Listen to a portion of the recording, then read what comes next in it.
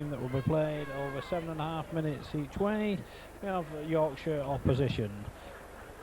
Leeds will be playing against Halifax, the side who finished second in the second division last season and runners-up in the second division Premiership will be their opponents. And our teams for this first game: Leeds have at 1 Gary Devorty, 2 Phil Ford, 3 John Bentley, 4 Eddie Romball, 8 Simon Irving, 9 Gareth Stevens, 10 Steve Malloy and 14 Richard Gunn. For Halifax, they will line up at 1 Greg Austin, 2 Mark Preston, 3 Matthew Silver, 4 Roy Southernwood, 8 Wilf George, 9 Mark Brooke Cowden, 10 Martin Wood and 14 Henry Sharp.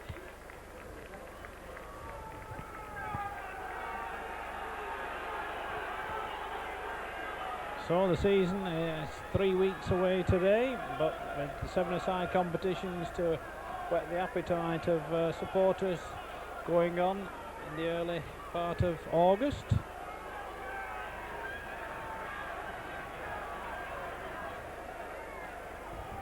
And so it will be Halifax playing from left to right, and it'll be Matthew Silver to get the game underway. Our first quarter-final tie. Phil Ford takes that on his own try line.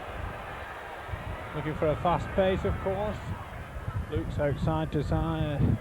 That is Simon Irving who was on the wing. And now it's Phil Ford attacked in half-back. Gary Devorty, accustomed in the number 1 position. Kick comes in from Bentley. That one finds touch just inside the Halifax half. So we'll have our first scrum of the game. Head ball to Halifax. Southernwood to feed. Halifax come up with possession. Brooke Cowden behind the play the ball. Brings in Wood onto Silver. Silver looked for the reverse pass, but it didn't come. Wood there. Good line out here. The ball finds its way to George. Gets the ball inside, but it's lost, but recovered by Halifax's Brooke Cowden. Mark Preston behind the play of the ball. Ball is knocked on in the tattle. Of course, the new rule this season says you cannot pinch the ball under any circumstances in the tattle. So referee's big decision will be where a ball is lost and knocked on. This time Rombo feeds the scrum, and now it's out with Ford. Ford brings in Bentley. Bentley looking to use his pace. He's got great pace. Outside him is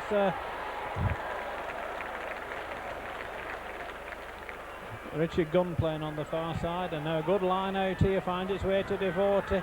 Devorty had a man outside. He finds him this time. It's Irving. Irving steps back inside. Devorty now. Is Devorty going to find his way over? No, he's just upended by Southernwood. Last tattle indicates the referee. The ball goes right now to Rombo. It's on to Ford. Ford with a little kick ahead. Well taken though by John Bentley. And Bentley gets over for the first try of the afternoon. It comes after 2.5 minutes play, and Leeds get the first points of the competition. They lead Halifax by 4 points to 0.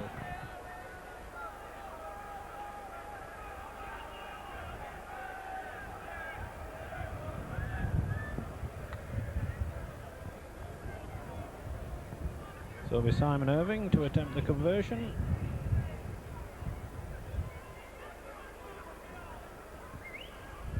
Winners of this tie will meet winners of the second quarter-final this afternoon, which is an all-Lancashire clash between Oldham and St Helens.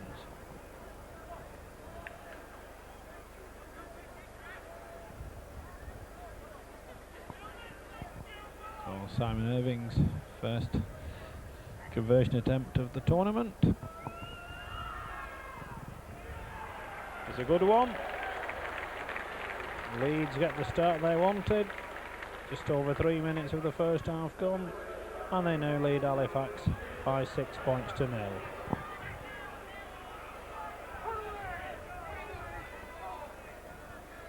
So Halifax now Kick ahead comes in from Southernwood. That'll be a chase. The speed merchant, Mark Preston, is the man chasing it.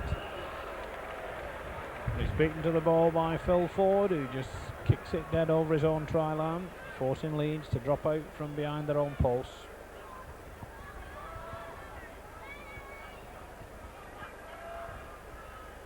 So Bentley with the dropout. Taken by Silver. Brings George into the play. George stopped by a Devoted tackle just short of the Leeds 25. Brooke Cowden now. Martin Wood makes a fine break there, Wood. Well stopped in the end by Stevens' tackle. Southernwood behind the play of the ball. Goes it alone, dodges and weaves, brings in Wood. Great defence though on Silver, but George keeps it going. And he gets in at the corner. Wilf George equalises in 4.5 minutes. Well, he equalises the try, the conversion is still to follow. It puts Halifax on the score sheet. They now trail Leeds by 6 points to 4.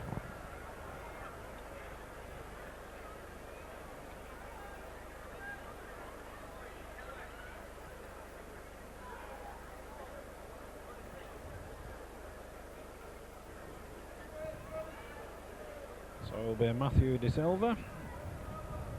Matthew Silva with the difficult conversion attempt. Just 5 yards from this near touchline.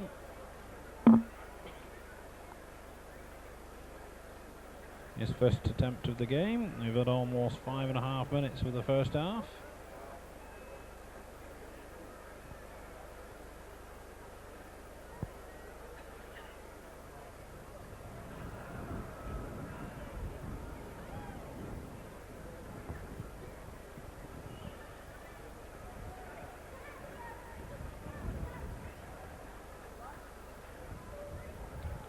So Silver lines the conversion attempt up. And gets a wonderful conversion. 6 minutes of the first half gone. This all Yorkshire battle is tied up once more at 6 points each. Wilf George's try converted by Matthew Silver. And Halifax back on level terms. So Leeds looking to get back at it quickly. Here comes Gunn. The ball out to Devoted. Devoted looking for a way down the middle. Bentley goes left. Great defence there by Austin. Ball lost in the tackle and Halifax back in possession.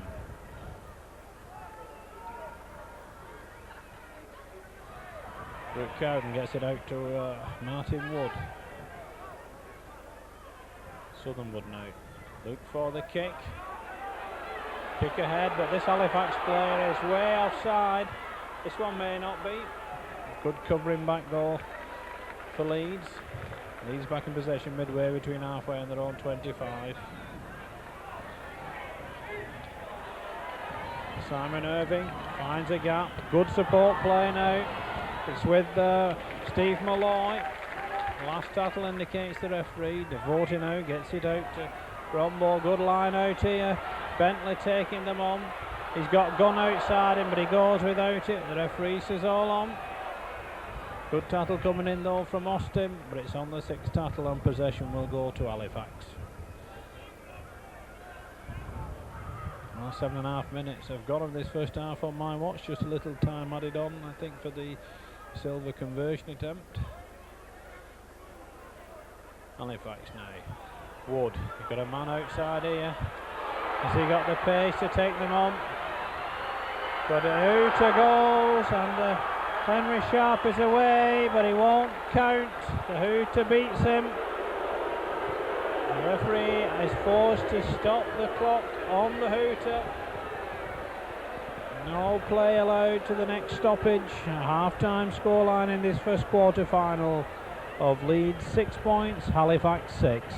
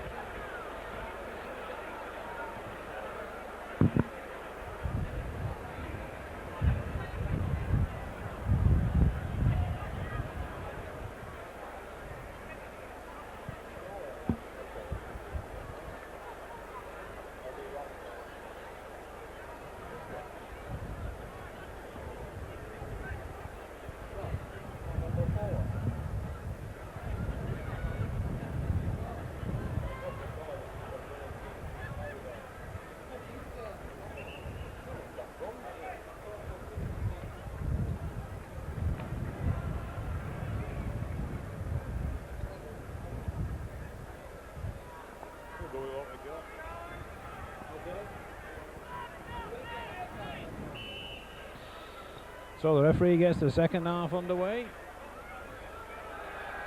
Henry Sharp takes that at the second attempt, the man who almost scored a try at the end of the first half. Now he runs into a tattle from Brooke Cowden.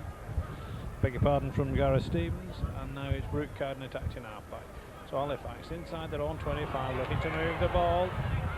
Great inside pass taken by Mark Preston. Preston, we know, has the pace.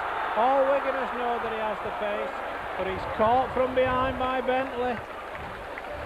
Well, that is a surprise. In his Wigan days, there weren't many occasions Mark Preston was caught from behind on this ground. But we'll have a scrum 5 yards outside the Leeds 25.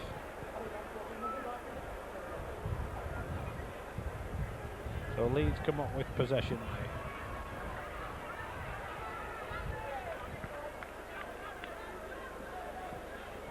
now. Irving is the first man to take the tackle. Now Leeds working an overlap here. Fine break going on by Malloy. Gets the ball inside to Gunn. Stevens behind the play of the ball now. Out to Devotee. Leeds moving the ball out well. Long ball. Finds Irving. Irving kicks ahead. Keeps it going. But knocks on when he tries to pick up the loose ball. And Halifax will get possession. 20 yards from their own try line. So what can Halifax do now from this position? 6 points each at the moment. Almost 2 minutes of this second period gone. Halifax in possession with Martin Wood. Oh, and a fine break there. Lovely ball from Wood. The chase is on. Greg Austin is going to outstrip the defence. And Halifax go in front for the first time in the game. 2 minutes into the second half. Try scorer is Greg Austin. And that should give Matthew Silver the easiest of conversions from in front of those Leeds posts.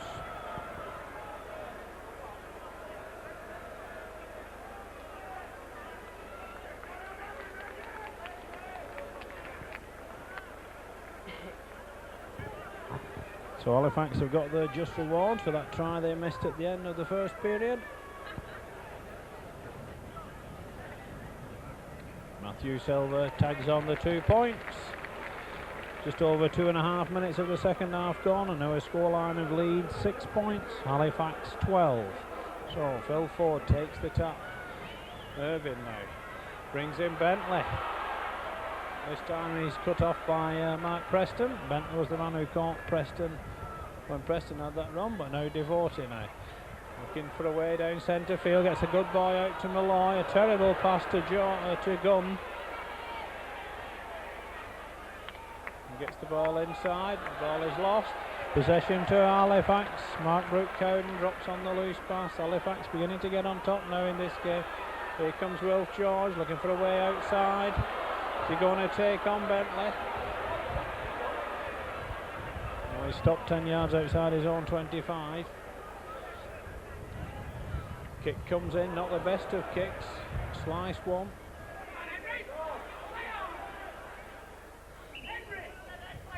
Sharp lets the ball go out of play and we'll scrum it down 10 yards short of the Halifax 25.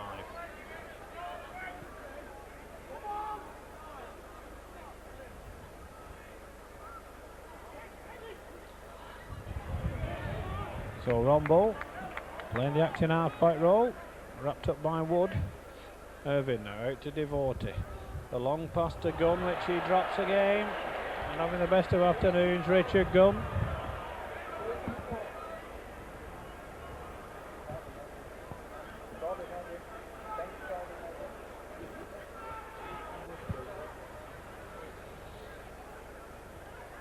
So it's Sharp now to feed the scrum.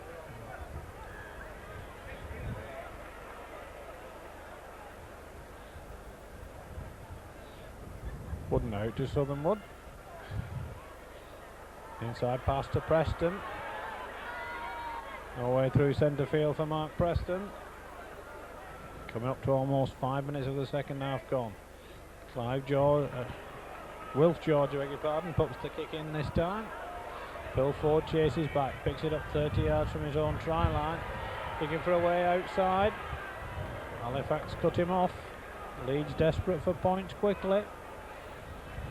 Irvine now. On to Bentley. He's got the pace, but he can't find the space. Last one indicates the referee.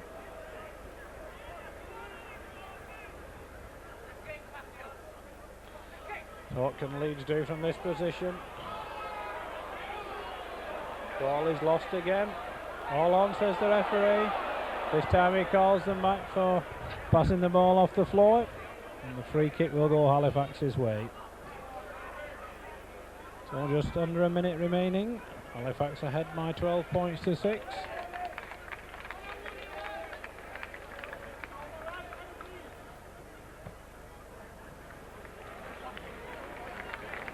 Fine kick indeed from Greg Austin. So Southernwood will tap 5 yards short of his opponent's 25. The tackle comes in though from Malloy. Well, Halifax could wrap it up with another try from this situation. Silver now, out to Austin. Austin looking for a way through. It's away from a high tackle, gets a good ball out to Sharp. Sharp's got the pace on the outside. That should be the try that clinches it. Comes in the last 20 seconds towards my reckoning.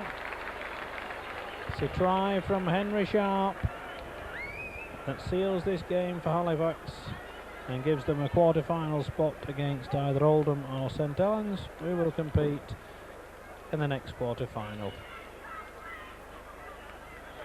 So a scoreline now of Leeds 6, Halifax 16. Leeds, of course, scored the first points to lead by 6 points to 0. But Halifax have come back strongly. And now Matthew Silver with his third conversion attempt. Well wide on that occasion, but I don't think is well, just a few seconds remaining now in this quarter-final. Can Leeds make the score a bit more respectable? A 10 yards short of the Halifax 25 at the moment. Irvine now hands it on to Bentley, back to Irvine, and Hooter will stop any more play. The opening match in this 1991 Wigan 7-a-sides competition has resulted in a victory for Halifax over their Yorkshire opponents. Leeds by 16 points to 6.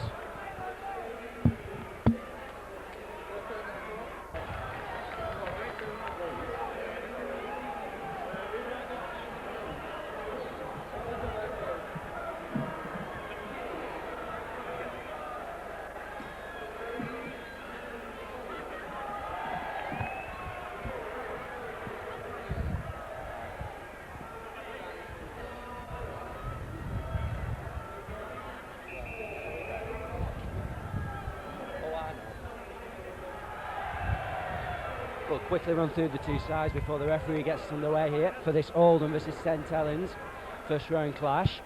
Oldham line up with number 2 Richard Blackman, 3 Ian Bates, 4 Abram Phillips.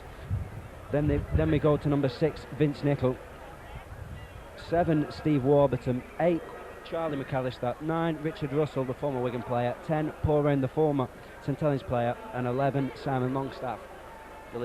The Oldham side just trying to confuse us a bit with the numbers here today.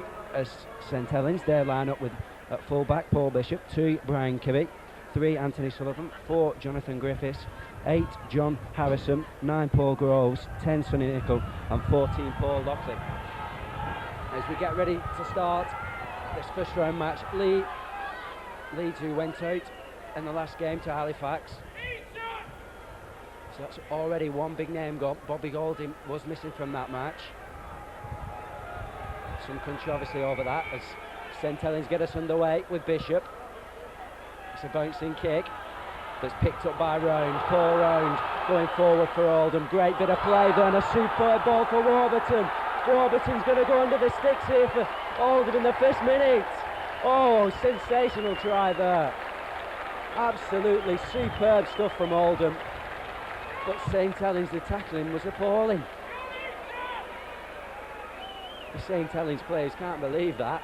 But they're still a bit shell-shocked from it. The kick-off from Bishop wasn't a good one. It fell to Round, who just cantered down the field, and then with Steve Warburton his support, laid it off.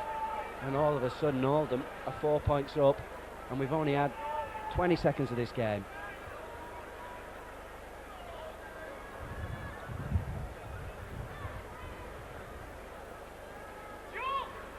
Charlie McAllister will have the chance here to have the 2 points.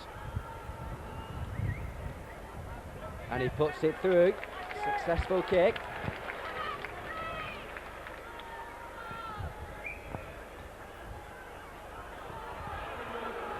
And Oldham get away with a great start here from that try from Steve Warburton, as St Helens now try and put it right.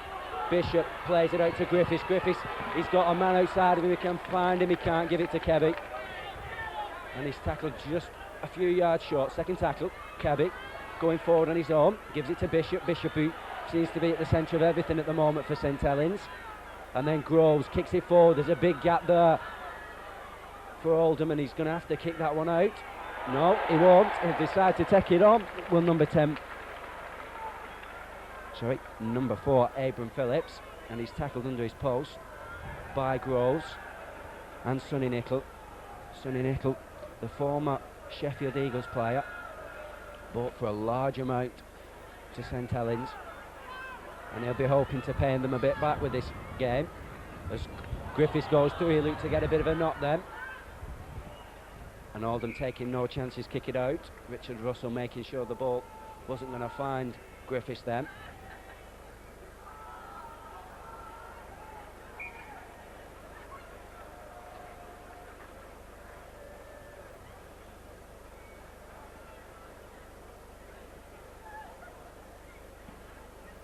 We start with a drop kick, which Bishop is going to have to come back and chase. Bishop trying to set things up for St Helens.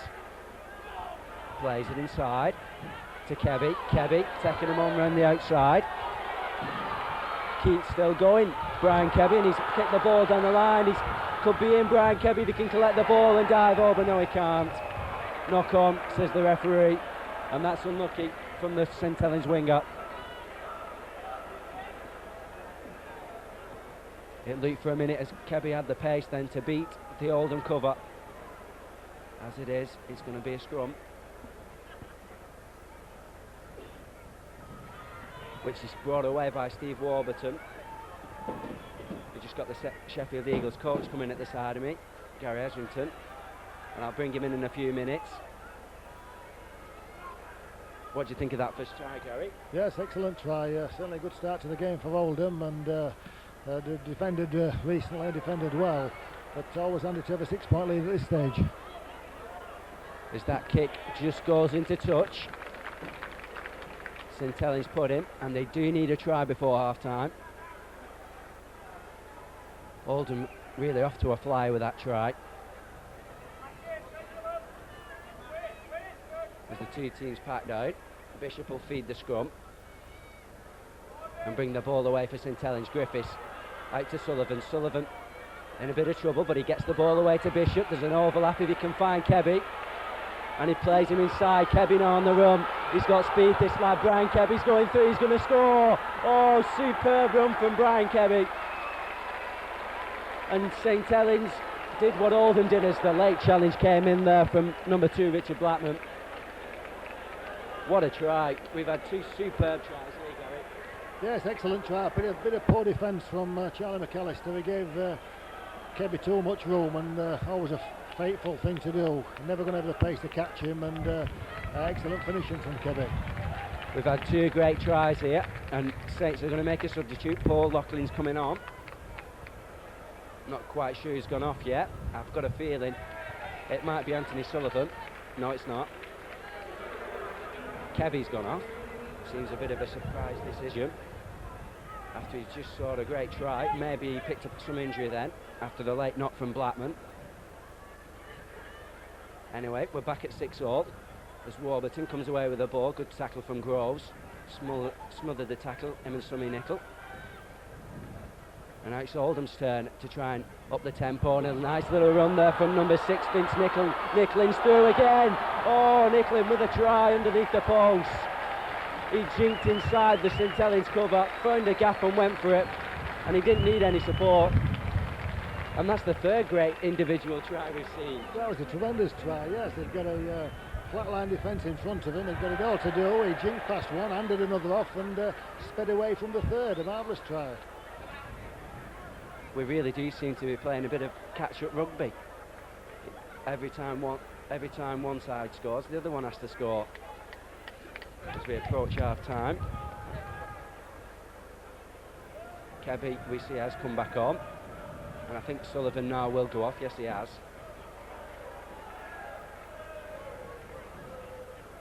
As the kick is... he's just got it. He was quite lucky with that one, McAllister, then. But he puts Oldham back in front, 12-6. And McAllister is now coming off. And the substitute number 11, Simon Longstaff, is coming on as Bishop plays the kick down the line. That's a great kick from Bishop. Unfortunately, he didn't get into touch, and Blackman will bring it away for Oldham again. Blackman, good tackle from Bishop. Oldham's again starting to play the ball around and slipping it in the tackle as well. They've got an overlap here if they can use it. Warburton's going through. He's got the speed here, Simon Warburton. Oh, he'd seen the bad pass then. He didn't need to pass it, Steve Warburton. He had room then to go it alone and wait for number 10, Paul Round, to catch him up. Just a bit unlucky. A costly mistake from Nicklin. He could have sealed the game then. Yes, it got away from Sonny Nickel, and as you said, it could have gone a lot further, put the man in for the try, but passed far too early. Bishop wins the scrum. Loughlin and Griffiths exchange pass, then Griffiths throws it inside to Kebby. Is immediately tackled by Longstaff.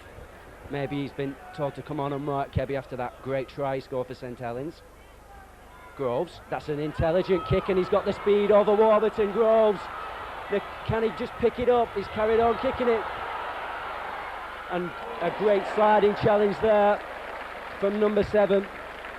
So, Steve Warburton, he's impressed us here today, hasn't he? Interesting tactics from St Helens. They appear to kick every on first or second tackle every time. A lot of speculative kicks as well. Players are kicking for themselves. It doesn't seem to be an organised kick, but it's certainly causing a few problems for Oldham. As Bishop did from the kick-off after Oldham scored. Seems a bit strange tactics from St Helens. But at the moment, they're only one try down as the Hooter goals for the end of the first half, which saw 3 great tries. We started off with that superb one from Steve Warburton after Round went through from a bad kick from Bishop, straight from the kick-off. Then St Helens scored through a superb try from Kebby in his own half. And then 2 minutes before the interval, number 6, Vince Nicklin, went through after a great handoff and finished off the half, putting Oldham back in front, 12-6.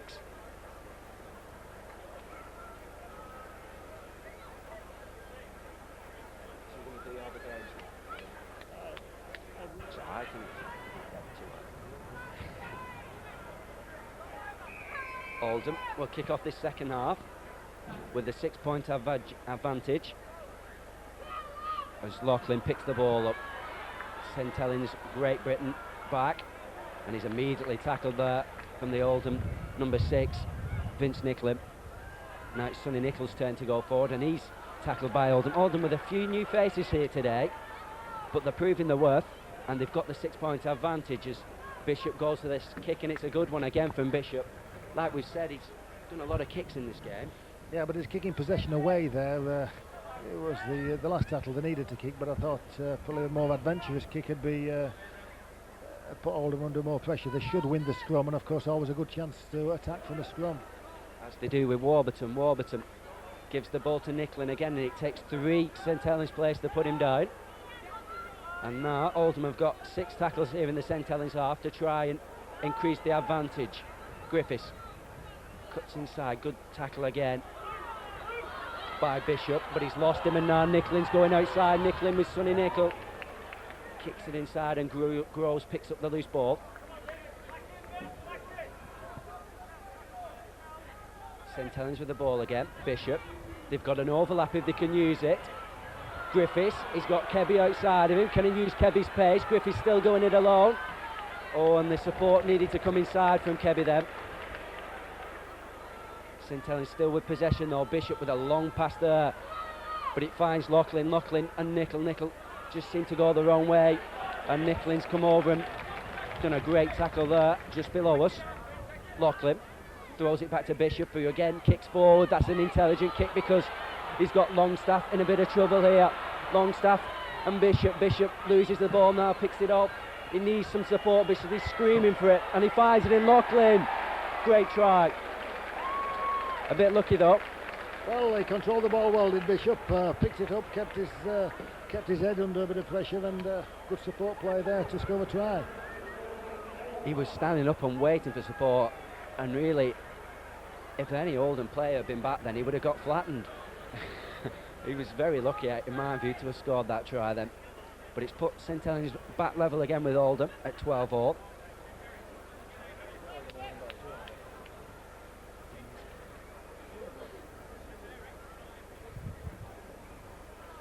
We're not quite sure whether it is 12-all or there's been a missed kick.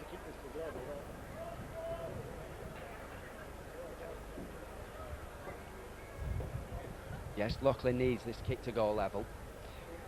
My mistake. It's a tough kick as well for Lachlan. He's not only doing it into the wind, but he's also on the touchline, but he's hit a superb ball there. That's a superb kick from Paul Lachlan. If ever St Helens needed a kick like that, it was then. And as I said, we're back at 12-12. And with an interesting last few minutes as Round takes his time with the tap. But now bring it away. Paul Round setting up play, decides to go for Nicklin. Nicklin saw the gap outside, and I think he's got the pace here to beat Nichol. No, good play from Sonny Nichol. He got across and he's pushed Nicklin into touch. A superb tackle from Sonny Nichol. Yeah, it's one of the strongest part of Sonny Nichol's game is cover defence, and Nicklin thought he was in at the corner there, but didn't anticipate the pace of Sonny Nichol. So did I. I thought Nicklin was in then. Anyway, St Helens get the scrum. Bishop, not a good pass from Bishop on his own line. That's dangerous play. But Griffiths gets the ball. It's a forward pass. And now St Helens are going to be in trouble here. Oldham with the feed and 6 tackles on the St Helens line. With only 2 or 3 minutes left of this game. And if Warburton can get this ball from this scrum, you'd really do feel that they should score. Yeah, should always score from a scrum. And 2 yards out, he's got a good chance yesterday in a walk-off a try. Could be a crucial one. Great second try from Steve Warburton, and in my view might have just sealed the game there. So easy, like we said, they should always score from them sort of positions, and it should give Oldham the 6-point advantage again. There's also going to be another substitution below us. Ian Bates is coming on and Paul Round is coming off.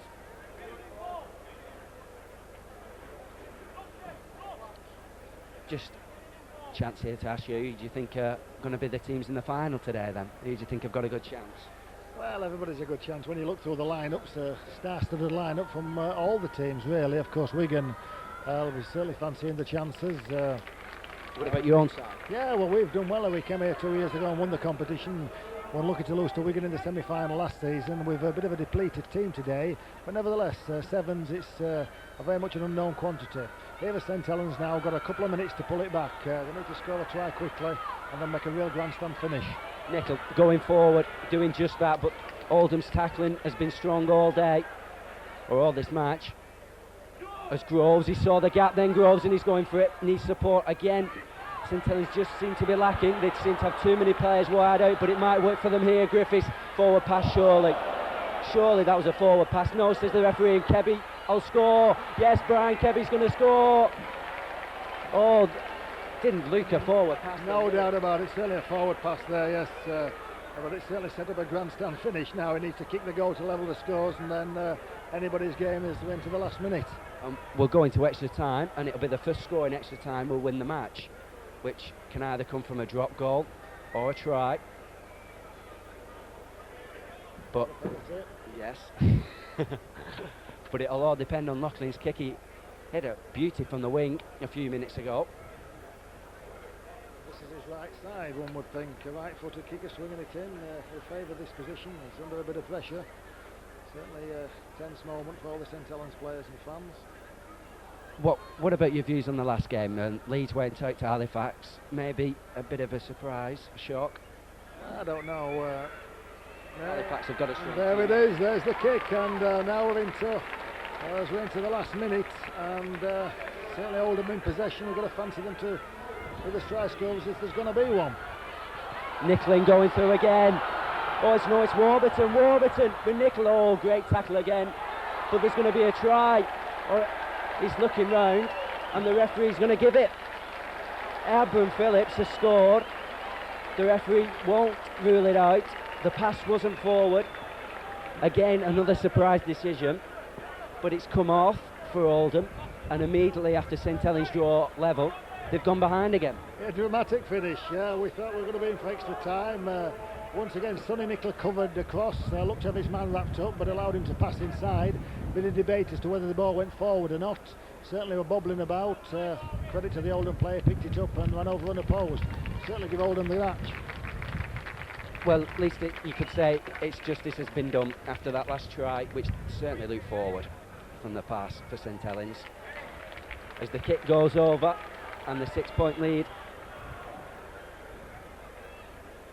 We're into the last minute now. As St Helens come forward again with number 8, Charlie McAllister. McAllister tackled again. Nicola will go to acting half. He's got Bishop, Groves, Griffiths all outside of him if they can find them.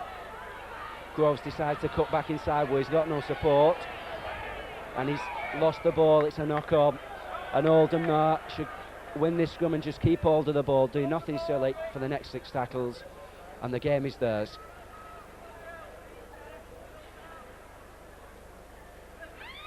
Yes, there's the hooter.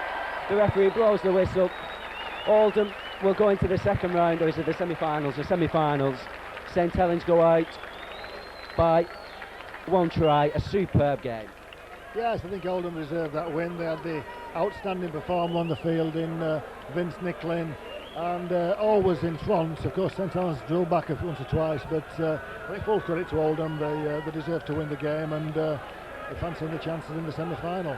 Definitely. So Oldham go through here, 22 points to 16.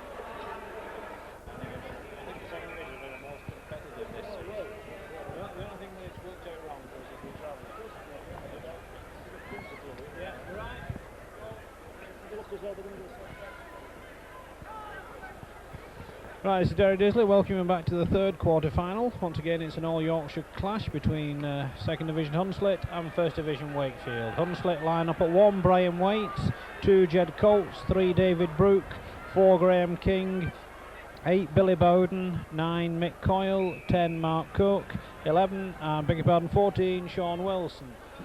Wakefield's side is at 1, Gary Spencer, 2, David Jones, 3, Chris Perry, 4, Andy Mason, 8, Gary Price, 9, Craig McAlaton, 10, Ian Jowett, and 14, another. So it's Wakefield in possession inside their own 25.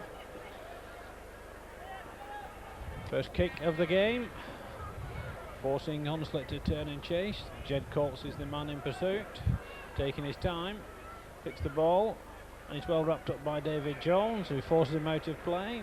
Bad play from the Hunslet winger on that occasion. I'll go first scrum of the match.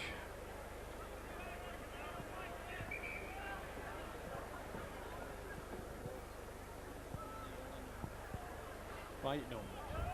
Well, the ball comes out over on the far side, picked up by Jowett for Wakefield. So what can Wakefield do now from this position? Move it across the field on halfway. No way through centre field though. Being tackled was Spencer. Price puts the kick in this time, being chased by paceman Andy Mason, who tries to push King off the ball, spotted by referee Whitfield. And Hunslet will get the penalty. So what will Graham King do? Oh, he's electing to gain some yardage. David Brooke puts the kick into touch, 8 yards short of halfway. Gary Etherington with me. Gary, you've got interest in this, of course, so you're in the next quarter-final with Wigan. Well, of course, one hurdle at a time, I think. Yeah, certainly a lively start by both teams. Well, it's Hunslet in possession on halfway. Ball moved out to Colts. Long ball finds Bolden. He puts the kick through for Waits to chase. But the ball beats both Waits and Mason. Finds touch. 6-7 yards short of that Wakefield try line. So we still wait our first point of this third quarter final. It'll be Chris Perry to feed, and he gets possession back for Wakefield. Finds a way around the outside. Forced back inside. Good cover there from King. But Wakefield moving it out now. Good pass from Spencer to Mason. A great tattle there from Coyle. So Wakefield got an overlap now on this side. Man spur. The man spur is Perry. He slips inside, gets a good ball away though to McAlatten. He gets it out to Spencer. Throws it away in the tattle. Picked up by Perry, who gets the kick in. The chase is going to be won by McAlatten. He kicks it and gets the touchdown. The opening try of this third game comes after 3 minutes. Scored by Craig McAlatten and puts Wakefield ahead by 4 points to 0.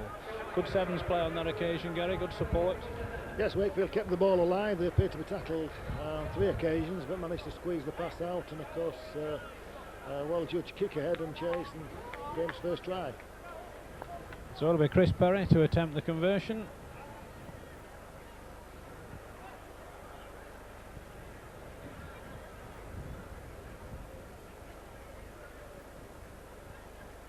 "15 yards in from this near touchline.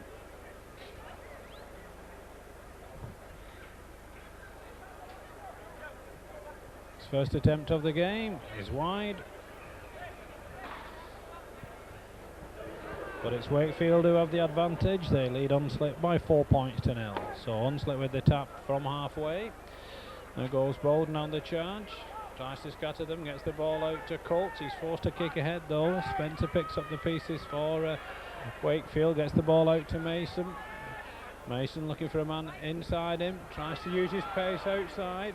Good defence in the end by Waits. He's dragged into touch. 5 yards inside Hunslet territory. Wakefield claiming the tackle being completed before Waits dragged Mason into touch. Referee Robin Whitfield will have none. He's the man in charge. The scrum is given. Graham King to feed now for Hunslet.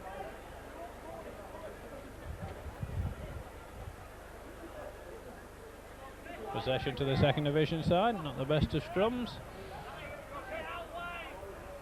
Coyle now behind the acting halfback. Sean Wilson now. Stopped 8 yards short of halfway.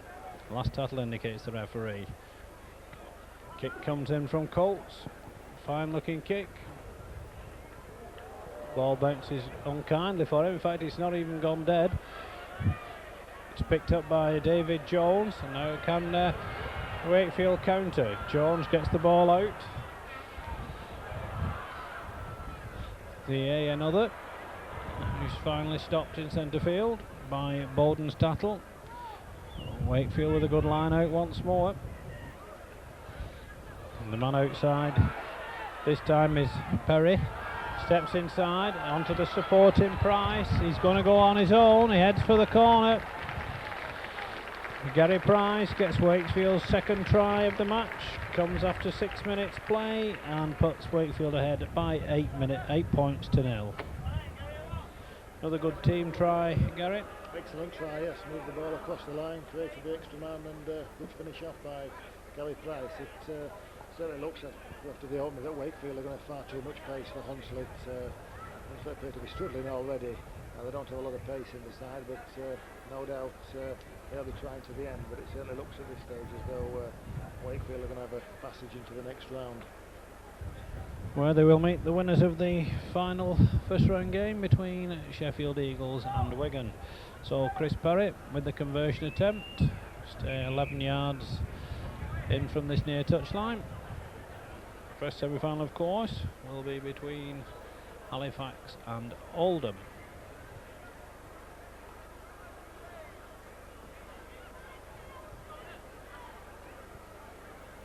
Perry for his second attempt. Better on this occasion. Finds the centre of the post. His first goal of the afternoon, and Wakefield now lead by 10 points to 0. So Jed Colts trying to find the gap. Now Bowden on the charge. Well, it's dropped by by Wilson. Free waves all on. It's the last tackle. Cross kick comes in from Brook. Bounces kindly for Wakefield over the dead ball line. And Wakefield will tap from their own 25. Well, the 7.5 minutes of normal time is up on my watch. Just the allowances for the goal kicks. Craig McAlatten kicks the ball out to David Jones, who loses the ball in the tackle. There goes the hooter to bring to an end the first half, and a half-time scoreline of Hunslet 0, Wakefield Trinity 10.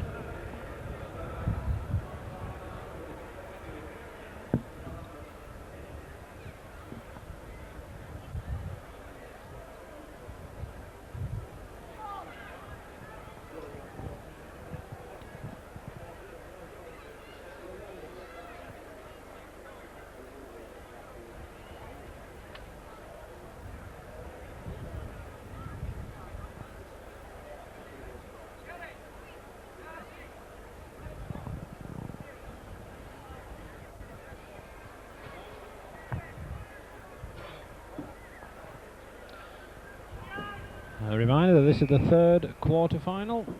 Hunslet 0, Wakefield 10 was the half-time score. Hunslet get possession from the kick-off with Brian Waits. Takes the tackle on the 25, and Hunslet really need points to get back in this game as quickly as possible. Good defence there though from Jowett and Jones. Last tackle indicates the referee. Kick comes in from Wilson, that'll be all on. Bounces kindly though for Andy Mason. He's stopped by Cook and Wilson, but Wakefield back in possession with Jones. Jones finds the gap and has the pace, as Gary Etherington pointed out in the first half. To be a bit of a stroll for Wakefield in this game. It's taken them less than 60 seconds to get on the score sheet in this second half, and they now lead by 14 points to 0.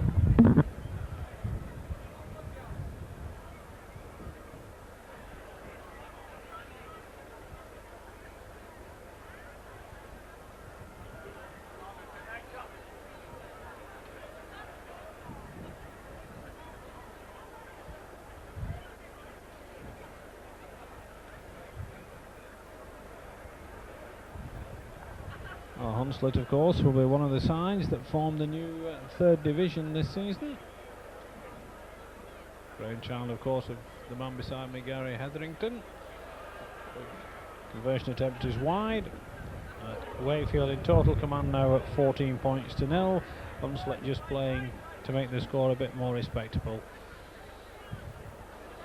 Great tattle there by Spencer on Colts. Jowett brings in, beg your pardon, it's Cook bringing in Coyle. On the wrong side there for a moment. Scum 5 yards inside Wakefield territory.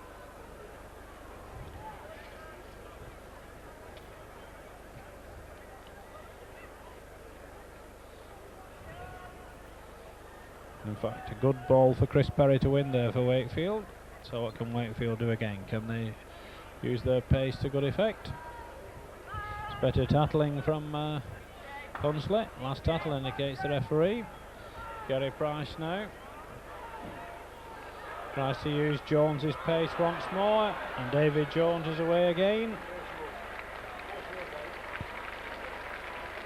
And David Jones gets his second try of this second half inside a 2-minute spell.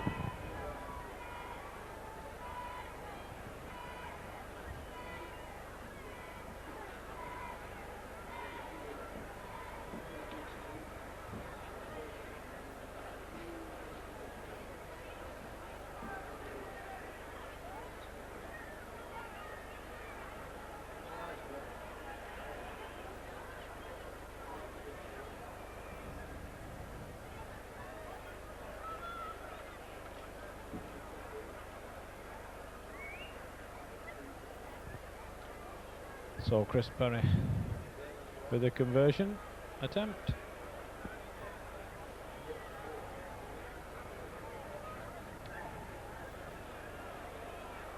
It's wide once more.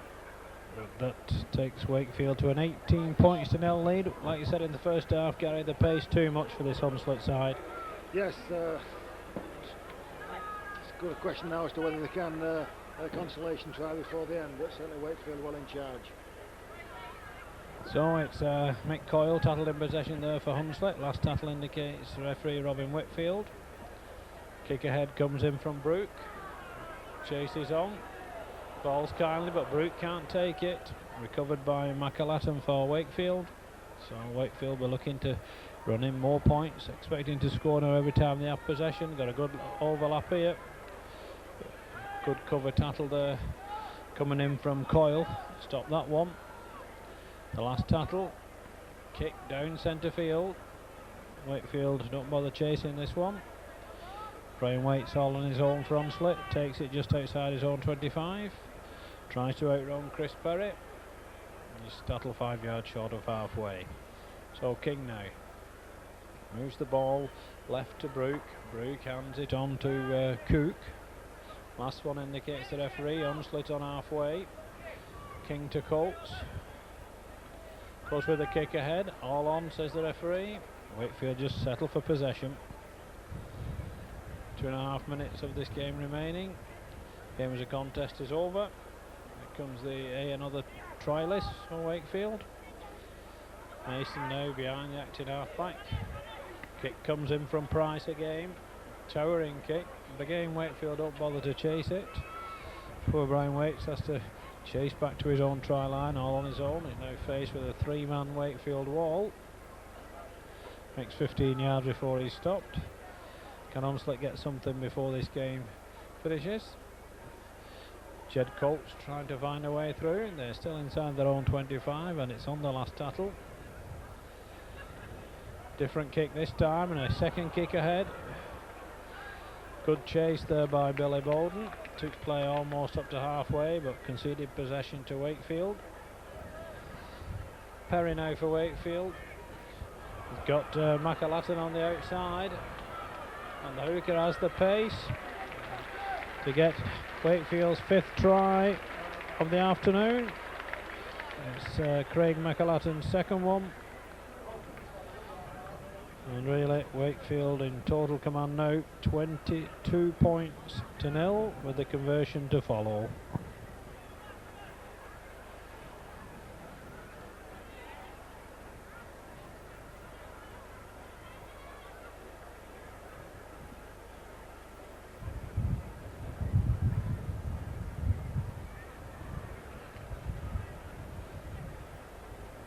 So Chris Perry with the conversion attempt from right in front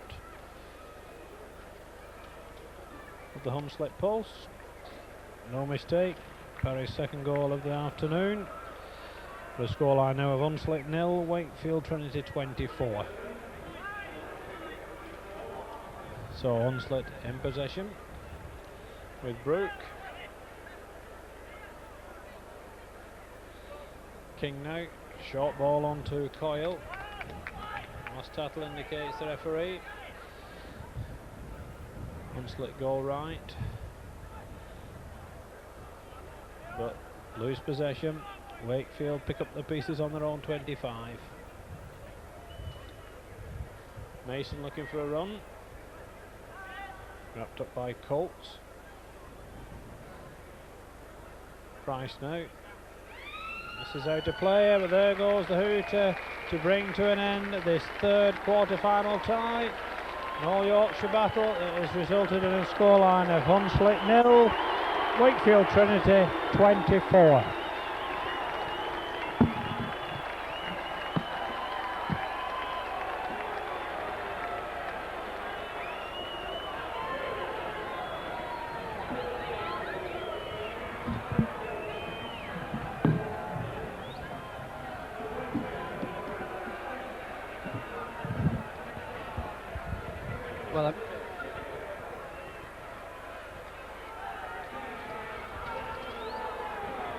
Well, it is the game of the first round in my view. Sheffield Eagles versus Wigan.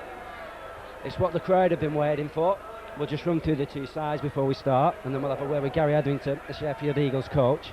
Wigan line up with 1 David Myers, 2 and captain Sean Edwards, 3 Mike Neal, 4 Dennis Betts, 8 Mike Forshaw, 9 Martin Dermott, 10 Ian Gildart and 15 Steve Blakely. Sheffield line up with 1 Richard Price, 2 David Nelson, 3 Craig Robertson, 4 David Close, 8 Andy Young, 9 Mick Cook, 10 Anthony Farrell and 14 Richard Pickley. Well, Gary, how do you see this game going? Do you think your side's got a chance here? Yeah, you've always got a chance, haven't you? Of course, we've probably drawn the short straw in Wigan on their own ground, of course, and certainly got a star-studded line-up. But we've come full of hope and anticipation, and in sevens, you never know. Yes, I suppose it was a bit harsh, that. You have reached the final 2 years ago and won the competition, and reached the semi-final last year only to meet Wigan. And it, like you said, it was a bit rough to meet Wigan in the first round. Sheffield normally do have a good 7-a-side side.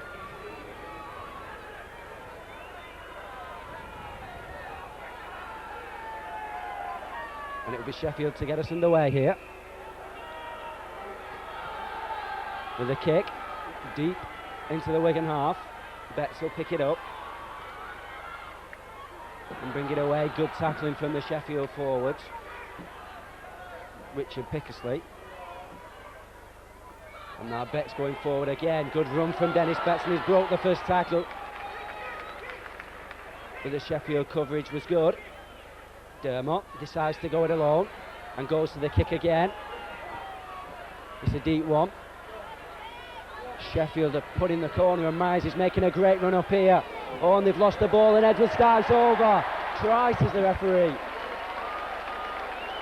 It seemed a bit rough on number 14, Richard Pickley. Having trouble to say his name at the moment. But Sean Edwards just scored a real opportunist try then. Yes, good kick and chase by Wigan. Really slack play on the part of Richard Pickley. He far too casual and paid the penalty.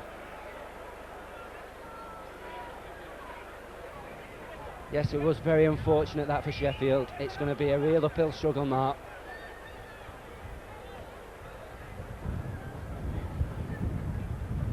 We get ready for the kick by Edwards, and it's not a good one at all, so the score will only be 4-0,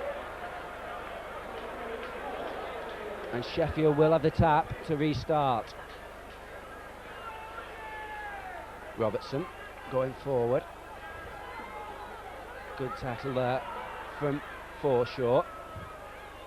There's number 4, David Close, jinks back, gives it to Mick Cook. Cook, again tackled, this time by Betts. Getting ready for the kick, Close with it. That's a good kick there from Close. It's put Edwards under pressure here. And he just takes the tackle. And Wigan now try and drive the ball away with Myers. Myers runs straight into the Sheffield forwards. And he's brought down. Second tackle, Edwards decides to go for the kick very early in the tackle count, and he's put Sheffield now in a good position. Young coming away with the ball, tries to take on Betts, and Betts tackles him, but he's slipped the ball away there to Price. Price out to the wingman Robertson. Robertson going down the touchline, but the wing cover was there. Still, it's Sheffield putting the pressure on. Close, a long ball out to Pickersley.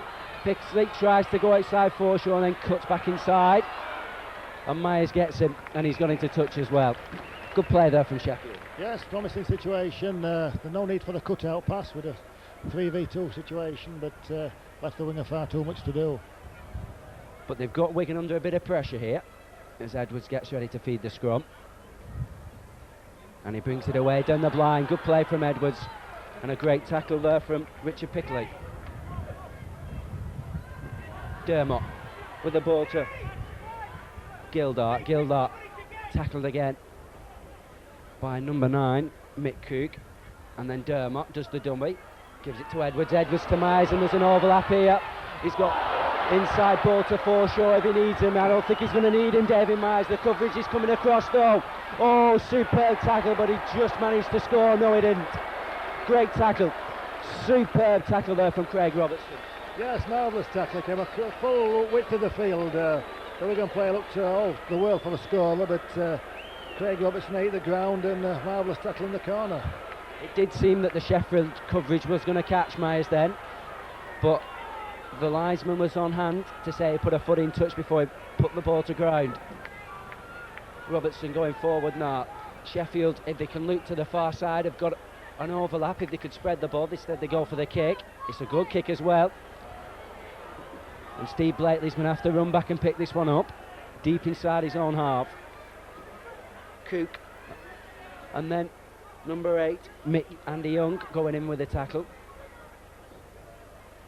And then Betts brings it away. Dennis Betts going forward. Good tackle again from Farrell. The shout from the side says kick it, and Edwards gets the ball, goes to the dummies, decides to run it.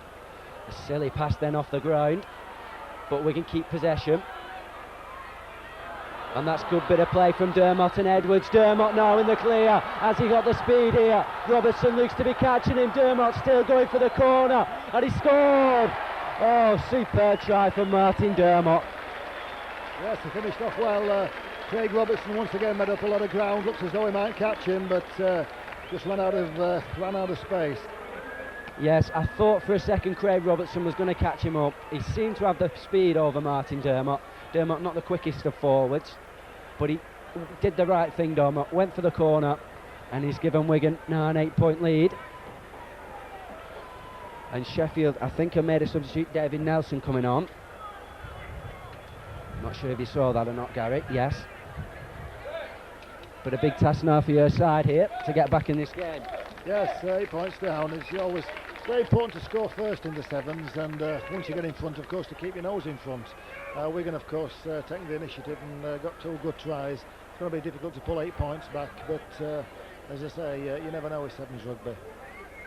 Yes, like you say, it is a bit of catch-up rugby with the 6 tackles, and the play swapping from one hand to another, one team from the other, as the kick wasn't a good one, and Sheffield will regain possession, and straight away the kick comes through there from Price.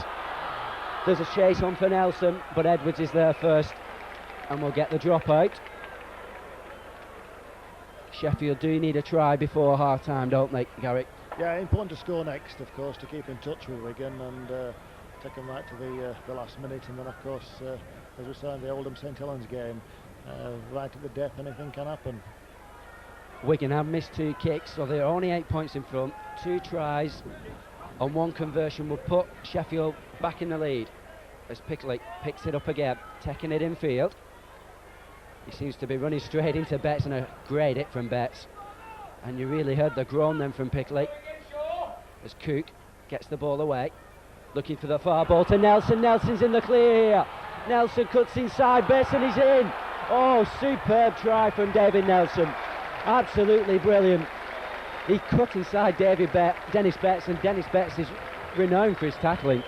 Yeah, quality finishing from David Nelson. Give him a chance like that and he really misses it. He's a quality finisher and a lot of pace as well. Certainly put Sheffield Eagles back in the game, and pretty important kick coming up from David Close. Yes, if he could get this one, he'd put a whole new...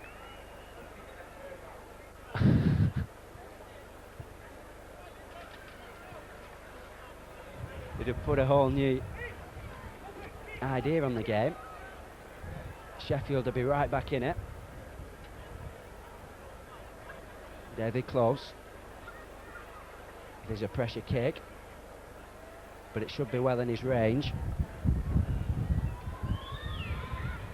Yes, and he's put it through. Good kick from Close. And the score now, Wigan 8, Sheffield 6 as the hooter goes for half-time. And we've set up here for a really big second half. I think the team that scores the next try really is going to be in the driving seat. Well, as I said, it's important always to score first and to get in front of this game. 2 points in it at half time. We're set up for an interesting 7 minutes. It's Sheffield Eagles are going to be in possession from the kick-off, so certainly we need to be looking to score within the 3 tackles. Edwards with the kick. It's a deep one and it's put it in the corner, but a good take there from Farrell. Farrell bringing the ball away. Foreshaw's in there. So's Gildart. And then Sheffield look to move the ball. They missed out the man, and then there's the overlap close out there to the far side. I think it's Craig Robertson. Robertson going down the line, releases the ball inside to Price. Price still going forward. Good play from Sheffield. Superb bit of rugby. They've spread the ball, and here's a chance now for number 10, Anthony Farrell. Farrell plays it inside to Nelson, still going. And he slid the ball as well. Is it gone forward? No, says the referee. Oh, so unlucky for Sheffield. Interesting decision from the referee. Wave play on and then a sign of the crowd reaction, give a knock on. But certainly probably the best bit of play we've seen all afternoon, and unlucky not to score a try in that occasion. Superb bit of open rugby then. Sheffield must have gone through 9 or 10 hands, and they really opened Wigan up then. And they've proved here that they are not just in to give Wigan an easy ride as Edwards comes away with the ball. Betts going forward now, great challenge, and Betts has lost the ball. Superb tackle there. A big hit from Andy Young. And it's Sheffield with the ball again, and they're going forward. Farrell, the man who caused the dangers in the last set of 6, just losing the ball. Bit unfortunate then. Yeah, tried to force the pass, and of course pretty vital, because on the first tackle given Wigan possession, and a pretty good opportunity for Wigan to mount an attack. But as we build before this game, the best of the first round, and it's living up to it as Dermot goes forward. Good tackling again from Sheffield.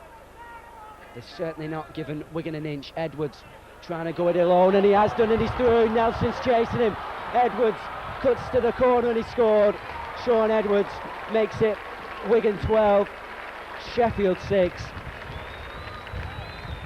There's still only 6 points in it though. Yeah, it just shows you the importance of making a mistake. Sheffield lost possession on the first tackle, gave Wigan possession from the scrum, and a bit of class play from Sean Edwards nudges Wigan further in the lead. It's vital you keep hold of the ball in sevens rugby for 6 tackles. If you can keep hold of the ball for 6 tackles in sevens rugby, you're really going to get some points on the board. Well, you're doing well to keep it for 6, because it's only 3, remember, but yeah, what you say is right. It's important that you play all your possession, use the 3 tackles, and it's important that when you do kick, it is a tactical kick rather than a speculative one. Thanks for spotting my deliberate mistake then. As the kick's going to be taken by Steve Blakely. Big responsibility for the young lad. Edwards and Betts have both failed with the other 2 kicks from the tries. Blakely being handed the option, and he's done a lot better, but he's missed. Just drifted wide of the post. And Sheffield, if they could score and kick the goal, would be level, and we could put this game into extra time. As Price goes forward, he's got Robertson outside of him. Robertson's been tackled, but he releases the ball again to Price. Price passes it out. Sheffield making sure that they keep the ball alive with Cook. Cook now to Close. Close gives the ball to Farrell, to Young, and Young's tackled. Now Nelson, we saw his blistering pace in the first half, and he's opened them up again. Good little kick there from Mick Cook. Cook leaves it for Nelson, and Nelson scored. Sheffield are 2 points behind, and a great try there. Well, I can't imagine. The crowd reaction is amazing. Also many cheering for Sheffield Eagles. I didn't realise we'd brought this many, or perhaps it's just the St Helens and Leeds and Oldham supporters cheering for Sheffield. But yeah, certainly if this kick can go over now, even Stephen, with about 3 or 4 minutes to go, certainly put it up for a grandstand finish. Yes, if the Oldham St Helens game was good, this one's proving to be even better. As the kick goes over, like you said, if you notice when Wigan came out, there was a large amount of cheers, but there was also a large amount of boos, because there is a lot of spectators from the other clubs in this competition here today. Dermot gives the ball to Edwards. Good play from Wigan. Betts going forward. He's got the man there, but it's a bad pass. Still, it's alive. Edwards going down the line, and he collects the ball. The referee not singling back to one. So this is the second tackle. Blakely plays the ball inside to Gildart. Gildart's through, and he scored. Ian Gildart underneath the post, and it was so easy from the ball inside. Yeah, good inside ball, and Gildart split the defence, and pretty strong run to the post.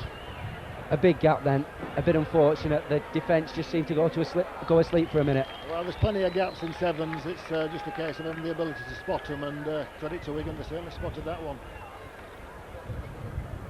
Wigan should go back with a 6-point advantage still.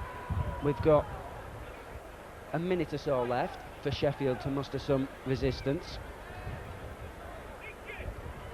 as Betts looks to be coming off. Yes, he is. Number 3, Mike Neal's coming on, as Blakely puts the ball through the post to give Wigan the 6-point advantage again, 18-12. And now Cook gets the ball away again for Sheffield. Nelson being told to come inside, and he does so. He's got a chance here if he can give it to Close. Close going forward again. There is a lot of gaps there. Anthony Farrell. Farrell gives the ball, plays it to Cook. The chip again from Sheffield, but it wasn't a good one this time, and Dermot read it well, and he's bringing the ball away again for Wigan. Edwards to Forshaw, good tackle there from Sheffield. Robertson again in the thick of things. Edwards to Neal out that side there to Forshaw's got a man outside in Myers cuts inside, and he's still going, David Myers. Robertson looks to have lost him, and he has done. It's a try for David Myers, and I think the game. Yeah, certainly sealed the game. Excellent try from Wigan. Took the play to the third tackle. Good play from Sean Edwards and Mike Forshaw. Good finishing from David Myers. That's unfortunate for Sheffield. Both sides here put up a top-class performance, and really for this game to have been played in the first round, it could have well graced the final. Yes, it's been a good game, a lot of good rugby in the game, and Wigan, of course, a lot of pace in the side. We've seen, I think, 6 excellent tries. Yes, as you said, 6 tries. Wigan have only kicked 1 of them at the moment. Blakely looking to make it 2. And he does so. It's a good kick from Blakely. As the hooter goes, disappointment for Sheffield, joy for Wigan. They're moving to the semi-finals, but a great game of rugby. It finished at 28 points to 12. It didn't seem that far distant, did it? Well, of course, with 2 minutes to go, it was even, Stephen. The next team to score was going to be the winner, I felt, and credit to Wigan, they finished the game with 2 very good tries.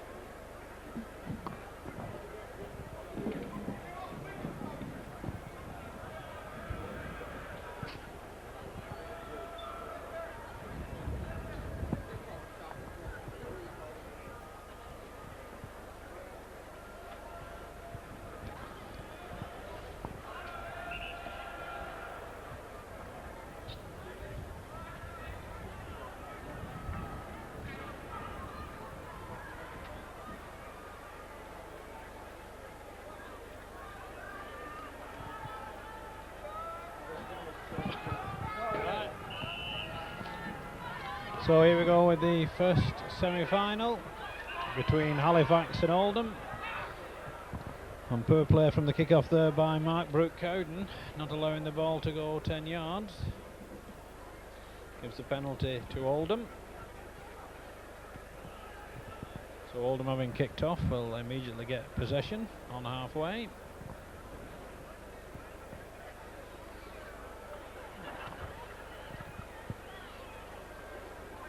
Simon Longstaff finding touch 10 yards short of the Halifax 25. So another Lancashire-Yorkshire battle this time. Ball round. Great tackle goal coming in from Southernwood. Oldham now. Good play from Warburton. A wild ball out to Blackman. Referee calls them back for a knock-on.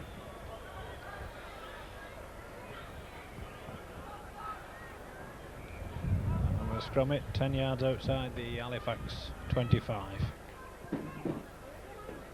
So Halifax first round winners against Leeds, and Oldham of course defeated St Helens. But Halifax with their first real possession of the game. Greg Austin trying to find a way down centre field, cut off though by Phillips. Mark Preston kicks ahead and again, ball bouncing kindly for him. Booth bounces kindly for him again, and the former Wigan favourite Mark Preston opens the scoring in this first semi-final with a try under the post. Very fortuitous on that occasion, Gary. Well, I think you've got to give the credit to the player. What appeared to be a speculative kick, but he controlled it well. He lucky bounce at the end, but certainly excellent play by Mark Preston, and brought the Wigan fans to its feet. So with Matthew Silver to attempt the conversion from in front of the Oldham posts.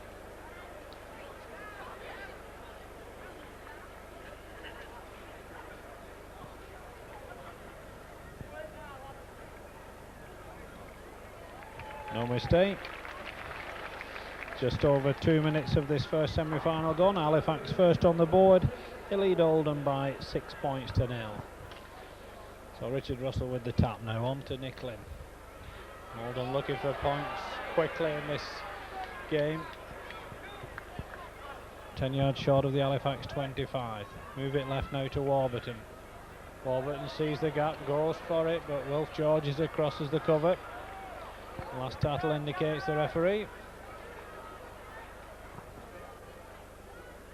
Round now onto Russell. The long ball finds Nick Lim. Nick Lim dummies. Well wrapped up by Wood, but he gets out of the tackle. Throws a wild ball out, picked up by Blackman, and he gets away from Wood's tackle. And Oldham are on the score sheet.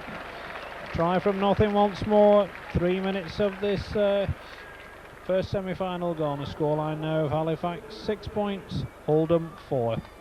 Well, quick response is what you need in this game, Gary. Yes, if you let the other team score, you've got to be the next one to score. Otherwise, you're soon out of the game at 7. Good try, good finishing by Richard Blackman. Certainly a player with a lot of pace, and put his team Oldham back in the game.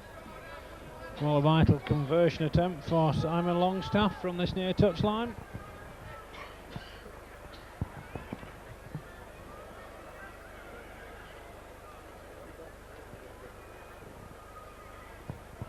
So Longstaff's conversion attempt is well wide, but Oldham back in this game now, trailing Halifax by 6 points to 4.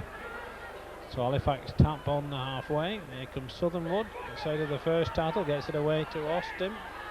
It's now with Sharp, he's got plenty of pace, tries to run round Russell, gets it away to Wilf George. Good cover though there from Abraham Phillips. So we'll scrum it just outside the Oldham 25.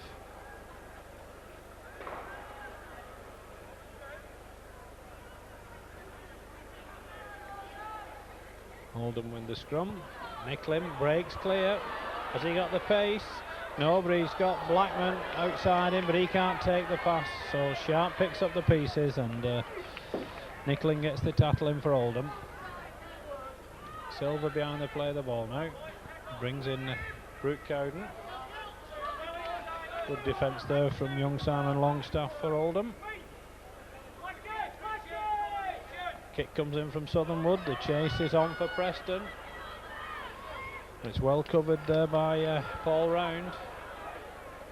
Paul Round trying to force his way up centre field. Takes 3 men to stop him in the end, but Oldham back in possession. Midway between halfway and their own 25.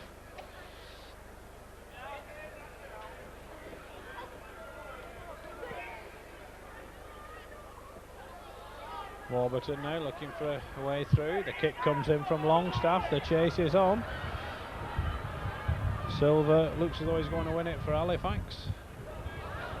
A good tackle coming in from Longstaff, keeping the Halifax side under pressure, right on their own try line. Henry Sharp, he can go the length of the field. He breaks clear. I don't think they'll catch him. It's a good chase on though. Great cover tackle from Vince Nicklin. Tremendous play from both sides there. Last tackle indicates the referee. Silver gets it out to Southernwood. Overlap here for Halifax. Kick comes in from Wilf George. The chase is on. Chased by Preston, who kicks it too far in the end, over the dead ball line. Chance gonna beg in there for Halifax. Got to take chances like that in this game, Gary. Yes, it looked as though Henry Sharp clear onto the line, but a marvellous cover tackle. Halifax spun the ball wide and good scoring chance, but the ball dead on the line at his mercy. So Simon Longstaff now on the reply for Oldham. Oldham wanted to keep the game going. Russell dodges and weaves. Gets the ball inside to Bates. On to Round, Paul Round. Gets the ball out to Blackman. Has he got the pace again? I think he should have. He's coasting. He's taunting Martin Wood there to make the tackle. But Richard Blackman's second try of this semi-final puts Oldham in the lead for the first time in the game. It comes on the 7-minute mark and makes the scoreline Halifax 6, Oldham 8.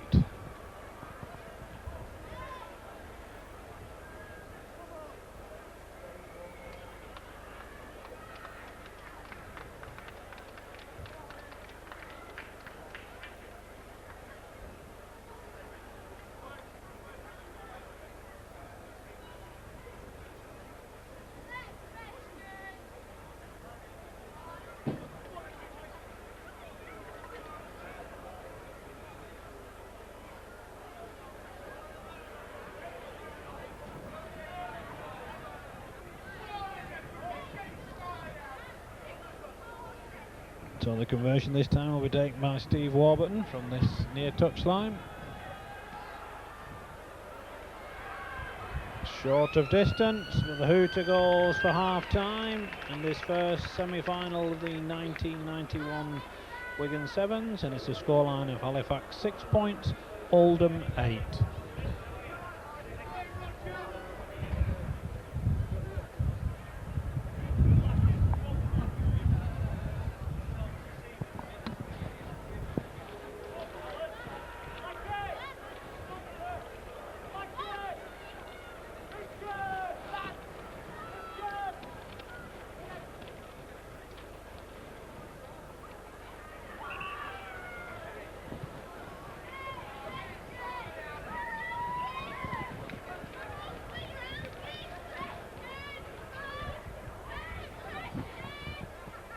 So we're starting the second half of this first semi-final.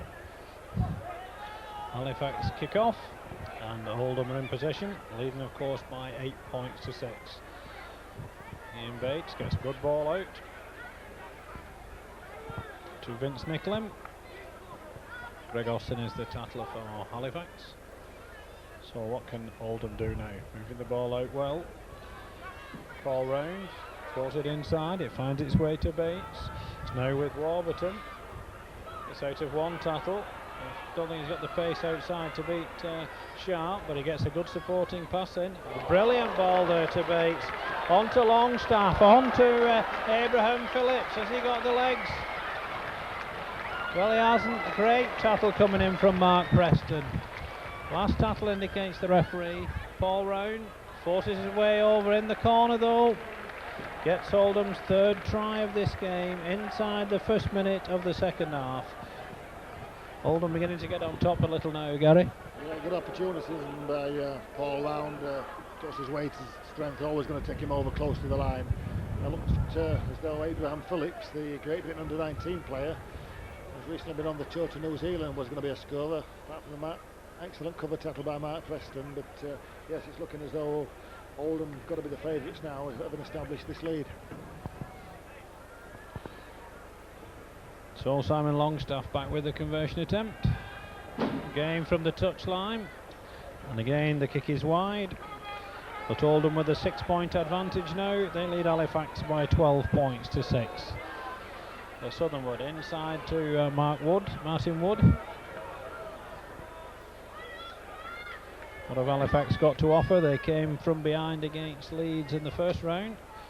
Henry Sharp, he's certainly got the pace. Great tackle from Bates again. Last one indicates our referee. Southernwood, will he put the kick in? He does. It's an easy one though for Bates to take. Not a good pass to Longstaff, but he does well to take it. Stopped by Wood on his own 25. So Oldham looking to establish a cushion. Referee calls them back for the forward pass. Richard Blackman looking to use his pace again on the outside. So a scrum at 5 yards outside the Oldham 25.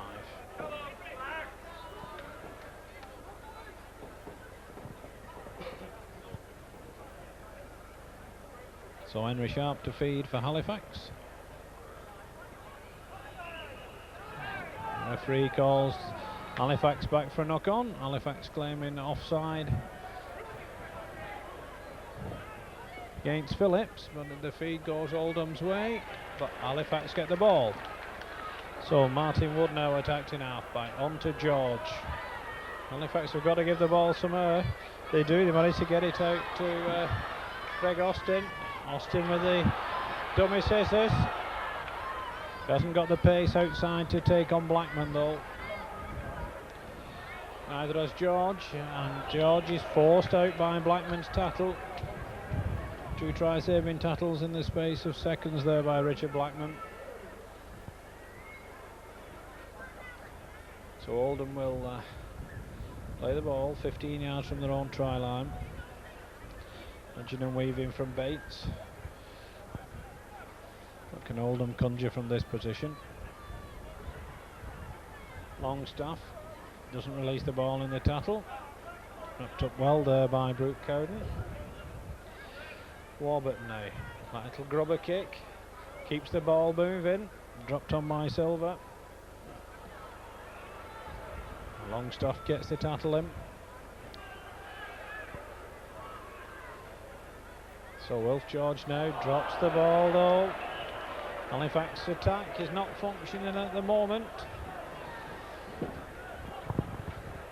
I think it's credit to the Oldham defence that the Halifax attack has gone off the boil, Gary. Yeah, a couple of costly errors by Wilf George. He's lost possession the last twice for Halifax, and certainly time is very important now. Oldham in possession and need to get the ball into the Halifax half. So it's Ian Bates once more, dodging and weaving. Gets a good pass out as well. Warburton takes them on the outside. He's got Paul Round inside. Still going. On to Richard Russell. Paul Round. On to Vince Nicklin. Good defence by Martin Wood. Last tackle indicates the referee. Kick ahead by Nicklin. But possession to Halifax over their own try line. They'll be forced to drop out. Good play from Oldham, keeping the pressure on, getting the ball back. Halifax 6, Oldham 12 at the moment.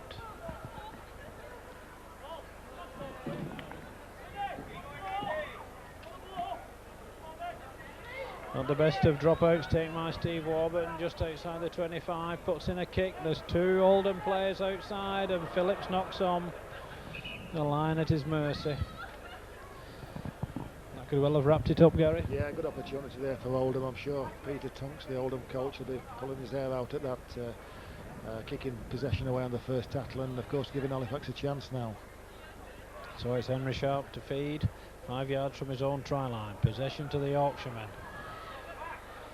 For an interception by Paul Round, and that could be the one that wraps it up for Oldham. It comes after 6 minutes of the second half. Paul Round's second try of this second period, right under the Halifax crossbar, makes the score now Halifax 6, Oldham 16. To give away that one, Gary. Yeah, speculative pass. They've got it all to do. They have to score from their own line and give them the pass away, and Oldham wrap the game up. I must say Oldham have been an impressive outfit, making their way through to the final, and they've got every chance of winning the trophy. Two very good victories and some very impressive individual performances. So it's Steve Warburton with the conversion from in front of the post. Just gets it over the crossbar. That gives Oldham a 12-point advantage. Makes the score Halifax 6, Oldham 18. Luke Cowden now. Halifax certainly not played with the imagination of this Oldham side. Oldham made far better use of the ball when in possession. Southern Wood, and again that's two tackles, one-man rugby. Shouldn't be playing that in sevens. Martin Wood now. Well, wild passing now from Halifax, desperate stakes. Silver on the outside, the cover's there. It's the last tackle. They concede possession to Oldham. So Bates now for Oldham. As the hooter brings to an end this first semi-final, which puts second division Oldham into the final, having beaten Halifax by 18 points to 6.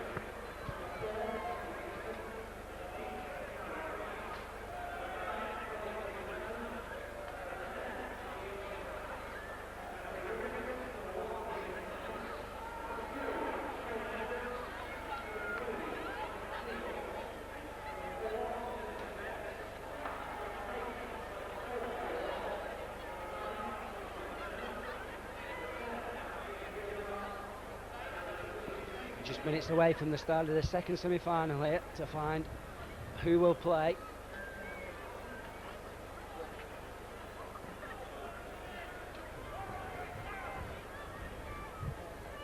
The two sides, Wakefield line up with number 1 Gary Spencer, 2 the former St Pat's player David Jones, 3 Chris Perry, 4 Andy Mason, 8 Gary Price, 9 Craig McElton, 10 Ian Jowett, and 14's under AN other. Wigan line up with 1 David Myers, 2 Sean Edwards, 3 Mike Neal, 4 is Dennis Betts. Then we go to number 8, which is Mike Forshaw, 9 Martin Dermott, 10 Ian Gildart, and then the substitutes Steve Blakely. Thoughts on this game before it kicks off? Interesting one. I think Wakefield is certainly to an advantage because it's only 15 minutes since Wigan played, and quite a tough game in the first round, a game that went right to the death. So it's going to be a test of Wigan's fitness and character. Wakefield showed their abilities in the first round. They had a pretty easy passage in the first round, so I think they'll certainly be at an advantage at the start of the game. Yes, as you said, Wakefield had an easy passage against Huddersfield, whereas Wigan had to battle to the death. And straight from the kick-off, Wigan have made a mistake, and it's going to be a Wakefield pudding on the Wigan line.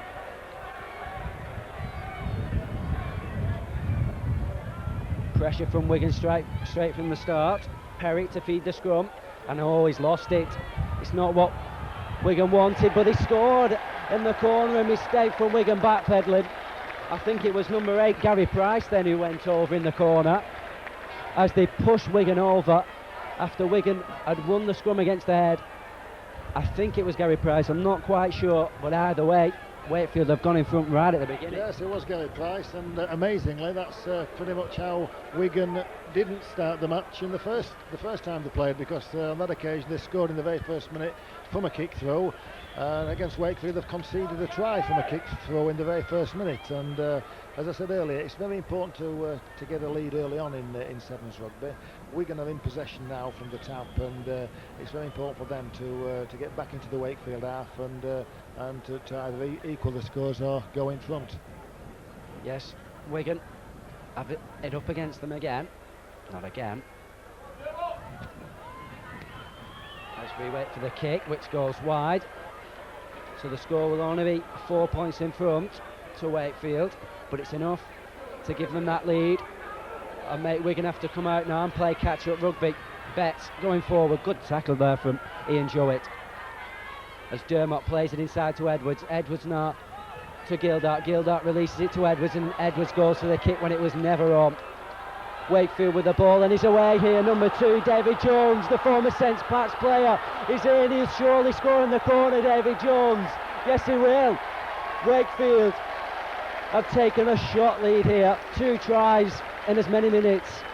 Great bit of play there from David Jones. Yes, with the opportunity. Wigan were messing about with the ball. I don't quite know what they're trying to do with it then. Loose ball, David Jones got a clear run in. Sean Edwards was never going to catch him from that position, and certainly after about a minute and a half, Wakefield well in charge. And as is the custom here, after you've gone a full length, the substitute will be brought on to give the player a rest for a few minutes. And Wigan now have a real battle on their hands. Only 2 minutes of this game gone, and they're already 8-0 behind. And there's a few questions being asked out there. I can see Martin Dermott having a word, and so is Sean Edwards. As Perry kicks the goal, good kick from Chris Perry. And the league now goes to 10. Dermott gives it to Gildart. Gildart going forward again, but Wakefield solid as a rock in defence. Good tackling. As the dummy's played, and then 4 short. He's tackled. The signal that the third tackle is on. Last tackle. Edwards will have to go for the kick. It's a good one as well. But Blakely seemed to stand off them. He's been played offside, but he can tackle now, and that's a great tackle as well. Just managed to get over the line then, the Wakefield player. As the ball's been brought away by Perry. Wakefield under a bit of pressure here. Wigan desperately needing a score to get back in the game as the kick is blocked. Edwards should pick it up for Wigan, and he does. And then Perry comes in to smother him. Wigan need a score from this set of 3 tackles here. As Forshaw releases the ball to Dermott. Dermott gets it to Myers. Myers with Dermott to the side, should have passed it then. And Edwards will now kick again. That ball looped forward then, but Edwards is like to play on. Edwards, can he catch it before it goes out? No, he can't. Been a bit disappointed with Wigan's play. They've run hard and straight, but not looked at play into create an overlap or put the other team under a great deal of pressure. Wakefield are certainly tackling them well and taking man and ball, so that was a good chance for Wigan to hit back, but the ball just running beyond Sean Edwards. Yes, Wakefield certainly at the moment deserving that 10-0 lead. As they bring the ball out wide again, they proved against Hunslet that they could throw the ball out. As the substitute there is tackled by Myers. We've still not got his name. Wakefield spreading play again. Perry cuts inside. Good play from Chris Perry, and he's got support there in Spencer. Spencer with a little chip down the line. It looks to be just going out of play, but it's put Wigan back on the defensive again.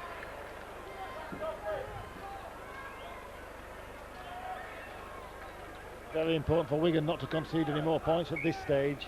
As I said, they were the last team to play in the first round, and if they were to go further behind, it's going to be a mountain to climb in the second half.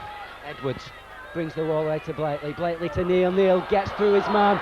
Mike Neil going away now. He's got support in Blakely. Blakely, a test of his speed now. Perry's chasing him, but he looks to be going all the way, and he does. Superb try from Wigan. That's what we've been asking them to do in this game, and they've finally come up with the goods. Yes, an excellent break by the youngster Neil. It looks as though they're going to break the defence altogether. Just stumbled, but got a good pass away, and Blakely finished off in style. Yes, superb support play there from Wigan. And if they kick the goal now, they'll only be 4 points behind. And it'll be Blakely who'll go for the kick himself. As we go into the last minute, the second half, whoever scores in the beginning of the second half is really going to be on top. An important kick coming up. I've been pretty disappointed with the standard overall of the goal kicking. It's been pretty poor, to say the least. Possibly partly explained by the fatigue that sets in with players, but I think we've only seen a couple of good shots at goal all afternoon. This is an important one. Yes. And Blakely has put it through. Superb kick from the youngster. The crowd behind there was getting some stick, but he put it up to it and put the kick in as Jones, who's come back on the field after scoring that blistering try early on. Plays the ball. Wakefield looking to spread play again. Little chip kick by Spencer. Spencer's through again. He must score, surely. David Spencer. Yes, and he does. Wakefield 14-6 up now, and could be coasting into the final. Yes, a very important try. A costly mistake by Martin Dermott. He allowed the ball to bobble, didn't challenge for it, and credit to Gary Spencer. A speculative kick, followed it up, and he got the look of the bounce, and could well be a match-winning try. Yes, you would have expected people like Betts and Edwards then to just slow down the play, get a few tackles in, and try to create the error from Wakefield. They didn't, and Wakefield have scored a great try just before half-time. And they've also kicked the goal. Good play from Gary Price. Wakefield, one of the few sides that have been putting over the kicks today, as Dermott tries to get things going, tries to get a try before half-time. As Forshaw gets tackled. And now Dermott going forward himself, gives it to Forshaw, trying to overload the blind side now. Wigan. Edwards gives it back to Forshaw, Forshaw to Betts. This is better from Wigan. He needs to release the ball, but he doesn't. That was really good sevens play from Wigan, created an overlap from a play the ball situation. They've now got Wakefield under a lot of pressure. Edwards with a long ball, but it went nowhere. Myers will pick it up though. There's the hooter. And Wigan now have got a big second half coming up. They've got to put in a really good 7 minutes if they're going to get back in this game. Yeah, the crowd expects. Wigan always like to be in the final of their own competition, and certainly there's going to be a very disappointed element to this crowd if they fail to make it. But credit to Wakefield, they've certainly taken a very deserved lead, and they look a fresh and a fit side at this moment in time. They've got to be the favourites with such a commanding lead. Yes, and with the First Division season coming up, it'll be interesting to see how both sides go on. Wigan, of course, will start the season as favourites, but I've got a feeling this season Leeds might get near them, and if this young Wakefield side could put a good run together, they might also cause a few problems, as they've proved here today. Edwards with a kick. Wakefield need a good set of 3 tackles here. They need to tap the ball in and then get the ball down in the Wigan half. Very important, as you say, to get the ball in the opponent's half, and ideally to gain possession yourself. Edwards with a kick. It wasn't a good one, and Jones is bringing it away for Wakefield. He seems a silly pass that, and it's lost Wakefield a good 10 yards there. David Jones could have done with sticking hold of that ball, but Wakefield have got an overlap here if they can use it. Oh, he just seemed to cut inside then. That was Andy Mason. Still Wakefield going forward. The last tackle. Jones is there again. He'll go for the kick. Gives himself a chance to run. It's a good kick as well from Jones. Forshaw's under a bit of pressure here, and he puts in a good tackle as well. A Wiganer played for St Pat's for quite a few seasons before being signed by Wakefield, and we've already seen from him today a great try and a good bit of play from him there. Now he's under pressure here. Myers going forward, lays the ball inside to Forshaw. Forshaw inside to Gildart. Gildart spreads the ball to Dermott. We've got an overlap. If the ball can be given to Betts, a test of Betts' speed now. Spencer's coming across. Can he cut inside? Betts goes through Spencer and then gives it to Dermott, and we've got a great try from Wigan. Yeah, one of the best tries of the afternoon. Classic piece of play. Ball swept to the left, back to the right, got Dennis Betts in space. You've got Gary Spencer to beat, and a forward versus a full-back. Took him on the outside, brought him on the inside. Could have scored himself, but made sure by passing to Martin Dermott. Yes, Dennis Betts' strength then seemed to win the way through. As we're set up for an interesting last 5 minutes. Just one score in it now, especially Blake. They can kick this one. Both sides look to be tiring. It'll be interesting to see which one's the fitter now. Well, Wakefield back in possession, and At a stage now where the next try is going to be vital. Of course, we say that every time team's in possession, but Wakefield's still in front. That'll have certainly spurred Wigan on, and they need now to hold Wakefield out. Of course, the kick goes over to now the deficit even further. Coming up to a crucial phase now with Wakefield in possession. McKelton with a tap, gives it to Jones. Jones takes the men on out wide. That's where he likes to go with the speed, and he's still going forward. Good release ball to Perry as well. Perry trying to find a way through. What can Wakefield do here? They've got the deep line ready as Spencer now decides to go in and goes for the chip. Spencer's through, he can collect the ball. Oh, Edwards got in the way of both of them, and I think there might be it's going to be a dropout, or is it going to be a tap? It's going to be a tap for Wigan. A dubious decision there, and he didn't tap the ball, Martin Dermott. A crucial decision, another error by Martin Dermott. They were trying in the first half, and now when Wigan were going to be pressing and almost certain scorers, not only has he given possession away, but given Wakefield a penalty and what should be 2 points. Yes, Chris Perry will look to kick this one over, and then I think Wigan will have to score twice. A silly mistake from Martin Dermott. He didn't need to do that then. Wigan had the tap and the 3 tackles after it looked like Wakefield might score from the kick through. And now it's all on Chris Perry. If he could kick this, I think it might put Wakefield into the final.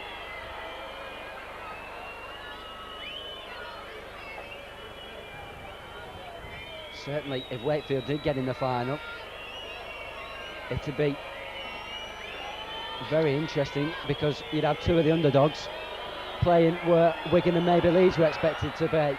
As Perry kicks the ball through the post, good kick, under pressure from Chris Perry. As the tap's taken from the wrong place again, Dermott holds his head, and I can't believe Martin Dermott's just done that. He's been allowed to take it again. I think the referee should have penalised him then, because the tap was taken. No, it was, but the ball is not in play until it's actually tapped at the right mark. The referee was right there. Well spotted, Gary. Yes, I think he was right. Dermott trying to make up for the mistake that led to the penalty kick. Plays the ball for Myers, gives it to Edwards. Wigan trying to get back in this game. Blakely outside to Bates. Bates, can he get in the corner? He's got support inside in Blakely and Edwards, and a great pick up from the substitute, Mr. A.N. Other. As Jones throws the ball away, they're in a dangerous position, but it might just pay off for Wakefield. They're coming away with the ball again. Myers is across there, and that looked a high tackle. As Wakefield get ready to kick. Oh, knock on. That's a shame, because Wakefield had done the hard bit then. Yes, certainly threatening, and Wigan in possession. Mistake on the last tackle. Edwards lays the ball off for Dermott. Dermott gives it to Forshaw. Forshaw looking to unload the ball, but he was smothered well in the tackle by Ian Jewett. And now Dermott decides to run their own, no support, but he manages to get the ball away, and then Gildart loses it. Wakefield come up with the ball again on 3 tackles, and they've got to be sensible here. They've not got to throw the ball around, but they've got an overlap. Jones is in again. David Jones, has he got the speed to beat Dennis Bates? Jones versus Bates, and he's been in. Jones is in for another superb try, and really it should be the game. He even had the goal then to take on David Myers. Superb try from David Jones. Absolute brilliant stuff from Wakefield. Yeah, it's good play from Wakefield. Certainly booked a final place, and full credit to them. They certainly deserved it, and proved to be the better side in this semi-final. Yes, Wakefield look now certain to go through to the final, and the Wigan fans on that far side have grown very silent in this second half as Wakefield have increased their lead, and Wigan have been penned back more, made more silly mistakes. We're into the last minute as Dermott kicks the ball forward. Edwards will chase in a desperate hope that they can salvage something, and Wakefield then come up with a ball. It's Mr. A another again. And now Wakefield, really, you feel, should just go through the motions and make certain of this victory, which would be a great one for them here at Central Park. Superb tackle from Dennis Betts. A real big hit then. As we wait for the final hooter. A poor kick then from Andy Mason. As Dermot gets ready to play the ball. Instead he taps it. Wigan still seem to be lacking a few ideas. They don't seem to have any variation in the play. No, it's not real sevens play. As I said earlier, they're running straight and hard and putting one or two run rounds on, but not really put the Wakefield defence under pressure. The one thing Wigan are known for is the speed, and they've just not shown that here today. As Wakefield come away with the ball, Perry's going through the middle. Surely Kes Perry will finish the game now. Mike Neal's chasing after him, so's David Myers. Perry wakes up for his support. He's got two Wakefield players coming up. Wakefield surely will score here. Yes, Andy Mason's going to go in. No, says the referee, double movement. A bit unlucky then. That would have been probably the best try of the afternoon. It looked a try to me, but it's purely academic because Wakefield have won the game. They're going to finish the game off on a high note from their point of view. But Wigan are now back in possession, but of course, they said they're playing time out and looking for a consolation try themselves. Yes, Wigan deep inside their own half. It's going to take something really special to get them a try from here. As Dermot tries to find that, he's looking for Edwards. Edwards runs inside and then the pass goes astray. Wigan still with possession. Gildart goes through, there's the hooter, and to the right of the travelling supporters here. Wakefield have made the final and they've knocked Wigan out. Yes, full credit to Wakefield. They beat the favourites and they've beaten them in style as well. A great bit of play from Wakefield, and Wigan rightly beaten here by a Wakefield side that showed great composure and some superb tries, two of which to David Jones.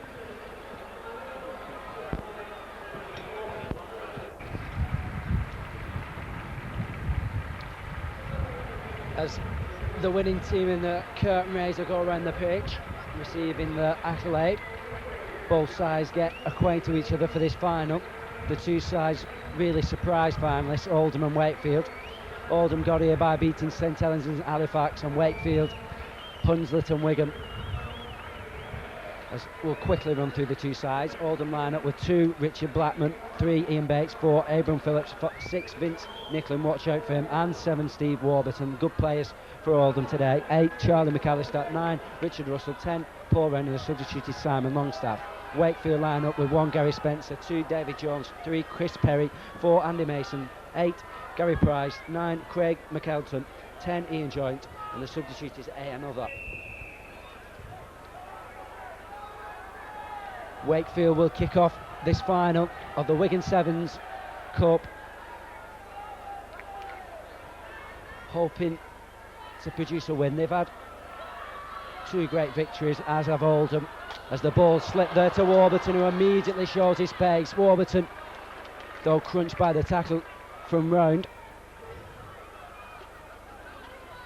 Nicklin, brought over from Australia for Oldham. Another long ball. Warburton has got 2 minutes side. The overlap's on for Oldham if they can use it. Round gets the ball out there to the far side to number 4 Abram Phillips. Abram Phillips is going to score the opening try of the final.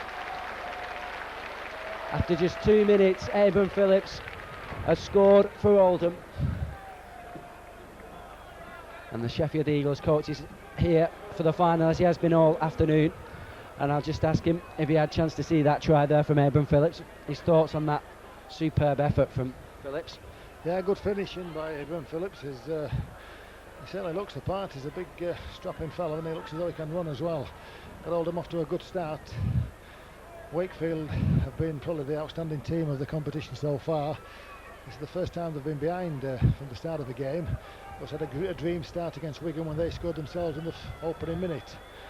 They'll be in the possession after this kick, and he's kicked it as well, Simon Longstaff. Great effort. So Oldham now go 6 points in front, and Wakefield are playing catch-up rugby with Jones going forward. Good tackle from Longstaff again from the kick-off. Jones, though, Burrowing forward, plays it. Oldham really have got to watch it because Wakefield are very quick in the backs. Spencer cuts inside. Again, the tackling for Oldham is firm. Nicklin in there, and so is number 9, Richard Russell. As Wakefield get the penalty, which is quickly taken with a tap. Perry out there, there's an overlap if Wakefield can use it, and Jones looks to be in. No, he's just caught, but still Wakefield going forward. Surely he can't get through the gap there. Yes, he has. Great try, superb try. He went under 3 Oldham players. I'm not quite sure it is. I think it's Andy Mason there. No, Andy Mason was the man that gave a very good inside pass, and good finishing by the Wakefield Trinity player Craig McAlellan, I feel it, was who scored that try. He's a newcomer on the scene, but had a good tournament so far. Got Wakefield back in the game. Yes, as you said, you noticed who he scored that try, and it was a superb try. Gary Mason's pass inside, found Craig McClinton, who really had 3 Oldham players to get past, and he burrowed his way in between the legs to dive over. And if Wakefield can kick the goal, I'll put them level. Perry. Yes, and he's put it through. So we're all even Stevens here after 3 minutes of this game. And Oldham now, I'll restart this first half of the final with a tap. Nicklin going forward, good tackle there from Jones. And Mason, as the ball's played out. Warburton with a long pass there to Longstaff. Longstaff has support outside if he needs it, decides to go it alone, and then looks for the ball inside that went forward. Knock on, says the referee. It looked to have come off a Wakefield player then. It did, but the ball played the man. The referee perfectly right there. Knock on, and Wakefield got a chance of getting possession now. Yes, we've had a good high standard from the referees here today, as Jones comes away and will be pulled back. Perry will come away and be pulled back, sorry. Who do you think has got the upper edge here for this game, Gary? Well, both teams obviously got to the final and done extremely well. This is the outstanding player on the field, Vince Nicklin. He's always going to be a threat. Oldham got an important penalty now. I think Wakefield have got the edge. They've certainly put the game together, and just in front at this stage. Longstaff with the play of the ball. Gives it to Russell. Russell looking down the blind side. Round might give the ball out to Phillips to get in again. Phillips has he got the power to get over the line. He's still going. What a try! Abram Phillips scored one superb try in the first minute, and that was a real powerhouse one. Well, the last time he needed a lot of pace to score. This time he needed a lot of power, and has shown he's got both qualities. Took a lot of scoring, did that. Wakefield man on his back trying to drag him back, but certainly a big man to drag back. Yes, Abram Phillips using all his bulk then to pull the ball and his opposition number over the try line to get the ball down and put Oldham back in front. Both these sides weren't expected to reach the final, but have both come up with the goods today. Oldham beating St Helens and Halifax. The first game against St Halifax was a cracker, and the second against Halifax. Getting mixed up there. And Wakefield had a great win against Wigan in the semi-final.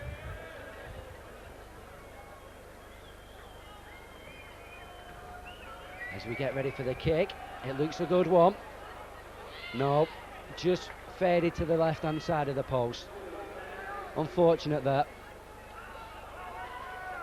But Wakefield trying to come back in. Jones going outside Phillips that time, but he's tackled by Longstaff. Wakefield trying to get right back into things as they did when Oldham scored in the first minute. Spencer with a kick. That's a good kick from Spencer. He's put the ball right in the corner. And Oldham now have an important scrum here. Yes, both teams are beginning to look pretty tired, which is not unexpected, but it's important that they can stay in touch, of course. Once a team establishes a lead at this stage of a final, very difficult for the other team to come back. Warburton bringing the ball away from the base of the scrum. He's tackled though. And now Oldham will be looking to set play up for the kick to put themselves back in the attack. Round lays the ball back inside for Russell. Russell though has lost ground, but he manages to slip the ball to Bates works the ball out to Phillips, and again we've got a chance to see Abram Phillips in full flight, but Jones, a superb tackle then to get him into touch. Yeah, good defence from Jones. They give him the outside and bundle him into touch. He's been one of the people who've impressed me today, David Jones. He's had great speed on the wings. Yes, he's going to be a contender for the Player of the Tournament award. I would think it'll come from either himself or Vince Nicklin. There's been several other good performers, of course. Gary Price of Wakefield, and also Warburton of Oldham's been a pretty impressive performer. I think whoever wins the tournament's likely to get the player chosen, and David Jones is certainly going to be in contention. Yes, Wakefield just getting a penalty there. They've kicked it into touch and will now have the tap, and they'll be looking to get a try here. And Jones, who we just mentioned, going forward. Good tackle from Warburton though, and Nicklin. And now Wakefield looking to spread the ball wide. Spencer, he's got a man outside if he can use him. Spencer goes on his own, then throws it inside. It's going to be a try for Wakefield. No, it's not. It's been pulled back for a forward pass. Yes, they're marginal, but the referee was on the spot. Yes, as you said, it was marginal. From this angle we can't really tell whether it did go forward or not. The referee was on the spot, and as I said before, the referee standard has been high today, as Oldham win the ball from the scrum and come away with it. Again, they're deep inside their own half and need a good kick to relieve the pressure, as Russell's just pulled back. Russell will try and play the ball quickly, and now Richard Blackman's coming away. Blackman's got Nicklin inside, and it wasn't a good pass to Nicklin, and now Wakefield have the chance to go forward.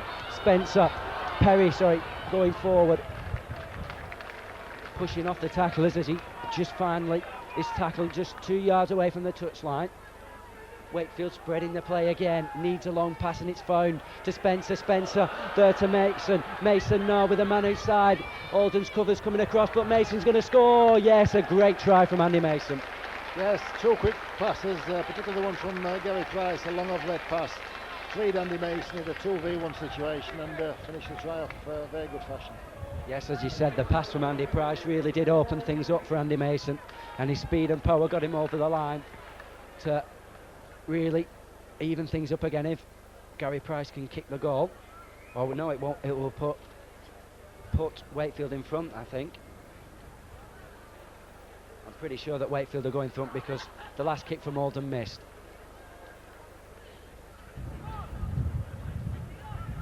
It is a hard kick for Gary Price here, but he has just drifted it wide. Unfortunate that the wind seemed to just get hold of it, and we are level now as we approach half time.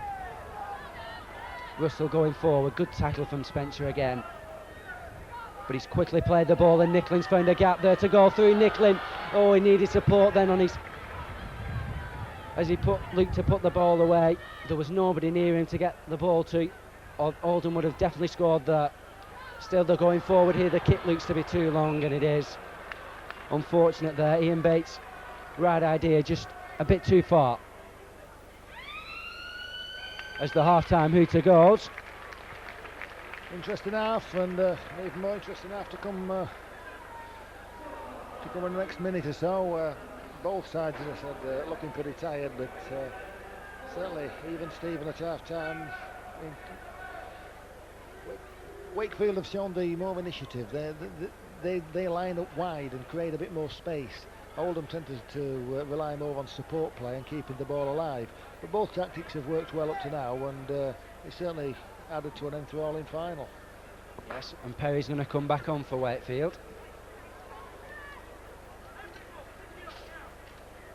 As the Wakefield players start to gather around each other, given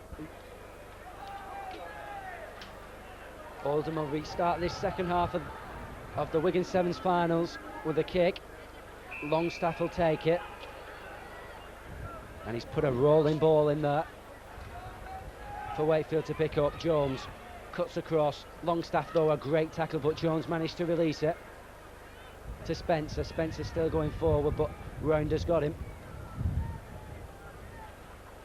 And now it's up to Wakefield to see whether they can create something here to put themselves back in front. The scores are level at the moment. Neither side has really dominated. as the kick's put in from Spencer. Spencer looking for touch. Abram Phillips chasing back, but he'll not reach it. Great kick there. Yes, give both teams a rest. But the problem with kicking the ball into touch like that, of course, is it certainly gives the other team possession from the scrum, and always a good place to mount an attack from. Yes, as you rightly said, Oldham should win the ball from this scrum. Warburton will feed it. And he does come away with the ball and gives it to Phillips. Phillips looking to power his way through, and he had to... It took 3 Oldham men then to get him down. And a quick play of the ball, and there will be an overlap on the far side. Warburton spotted it. Unfortunately, Longstaff went inside, but he's drawn the man in well, and now he's got Ian Bates going down the line. Not Ian Bates, Richard Blackman. Richard Blackman's going to score a great try for Oldham. Superb play from Blackman, but it was all down to Warburton's thinking and pass that set it all up for Blackman. Yeah, I've been very impressed by young Warburton. He's had an outstanding tournament, and showed his ability by getting Richard Blackman into some space, and this is a player with a tremendous amount of pace. A race between him and Gary Spencer, and there's always only going to be one winner. And Oldham retake the lead. 14-10 now, they are in front, and with this kick we'll move 6 points clear. It'll be interesting to see Wakefield's tactics from this kick-off. We've seen various tactics by different teams. Wigan opted quite a few times to kick the ball, where other teams have opted to use the big forwards and then run it wide. Well, Wakefield have used a similar tactic each time they've had a tap, in that they're afraid to go one way but then give it to David Jones running the other, and give him an opportunity at running at the defence, which he does quite successfully. A good kick there from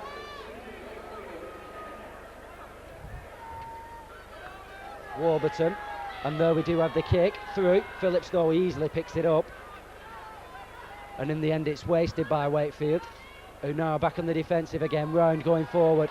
Oldham leading 16 points to 10 here.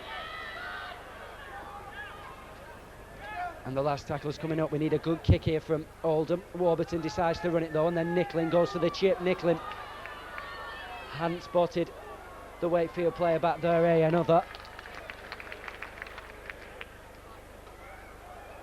And now it's Wakefield's turn to put the pressure on. Jowett going forward. Good run from Jowett. Took 2 Oldham players there. And now they're trying to overload the blind side. Wakefield with the overlap if they can use it. Others going through. Oh, and he's just knocked into touch. Great tackle from Blackman then. Yes, it looks as though Vince Nicklin, the Oldham player, is coming off injured. That's a blow for Oldham. Has been substituted now, and they're looking pretty lethargic. They're going to have to weather this pressure of Oldham, keep possession in their own half and try and come away. Bates trying to do just that, but Jones smothered him superbly. Great tackle from Jones. Oldham, as you said, have lost their leader, the man in the middle who was calling all the shots, Nicklin, and it'll be now up to people like Warburton, who've proved their worth in the other games, to come forward with the ball, and he's doing just that. Unfortunately, the kick wasn't a good one, and Wakefield have regained possession. Jones will take it from dummy half. Jones going forward. Phillips tackles him. The pass is away though, and Wakefield have got an overlap if they could have used it. The pass wasn't a good one, but Perry will pick it up. Perry looking for Mason. Mason gives the ball to other throws it back inside. The passes from Wakefield have been a bit sloppy, but they've still kept all the possession, and they've got a chance here. Great run from McElton. McElton gives the ball to Jones. Jones back inside to McElton, and we've got a great try from Wakefield. Superb bit of play there from McElton and Jones into passing, and the kick should be put over, and we should have a grandstand finish again. Yeah, the number of times teams have come back to level the scores in the closing stages of matches. Of course, we've still got plenty of time in this final, and a lot of weary, tired legs out there. I've often wondered the wisdom of playing longer periods in the final. Each match has been 7.5 minutes each way so far. I don't see what will the point in extending the period when both teams are obviously the most fatigued. But certainly, if he kicks this goal, even Stephen, and interesting finale. Yes, if Chris Perry can knock this one over. It's going to be 16 all, and we're going to have a grandstand last 4 or 5 minutes, and Chris Perry does just that. The crowd depleted a bit as Wigan were knocked out in the semi-final, and many of them have drifted away, but we've had a big crowd here for this sevens competition, and they've enjoyed some good open rugby as Nicklin back on the field goes forward. Nicklin trying to work his way through, and he's found a gap on the far side. Round with Bates, Blackman outside. Round decides to go it alone and now gives it to Nicklin. Nicklin with support there from Bates. Bates is going to go under the post. Great try from Oldham. Superb comeback from just conceding the one at the other end. Yeah, that's the way to hit back. 5 or 6 man handled on that occasion. Paul rounded most of the spade work, but good finishing by young Bates. Again, Vince Nicklin was there supporting and at the thick of things from the play of the ball, and immediately he came back on. Oldham have gone back in front.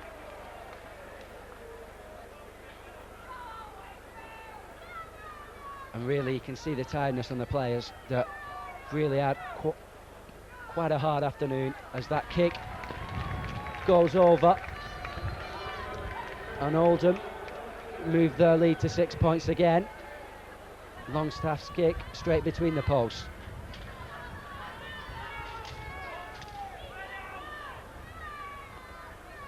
Wakefield spreading play again. Mason looking for some support, finds it in Price. Price going through the middle, but he can't release the ball.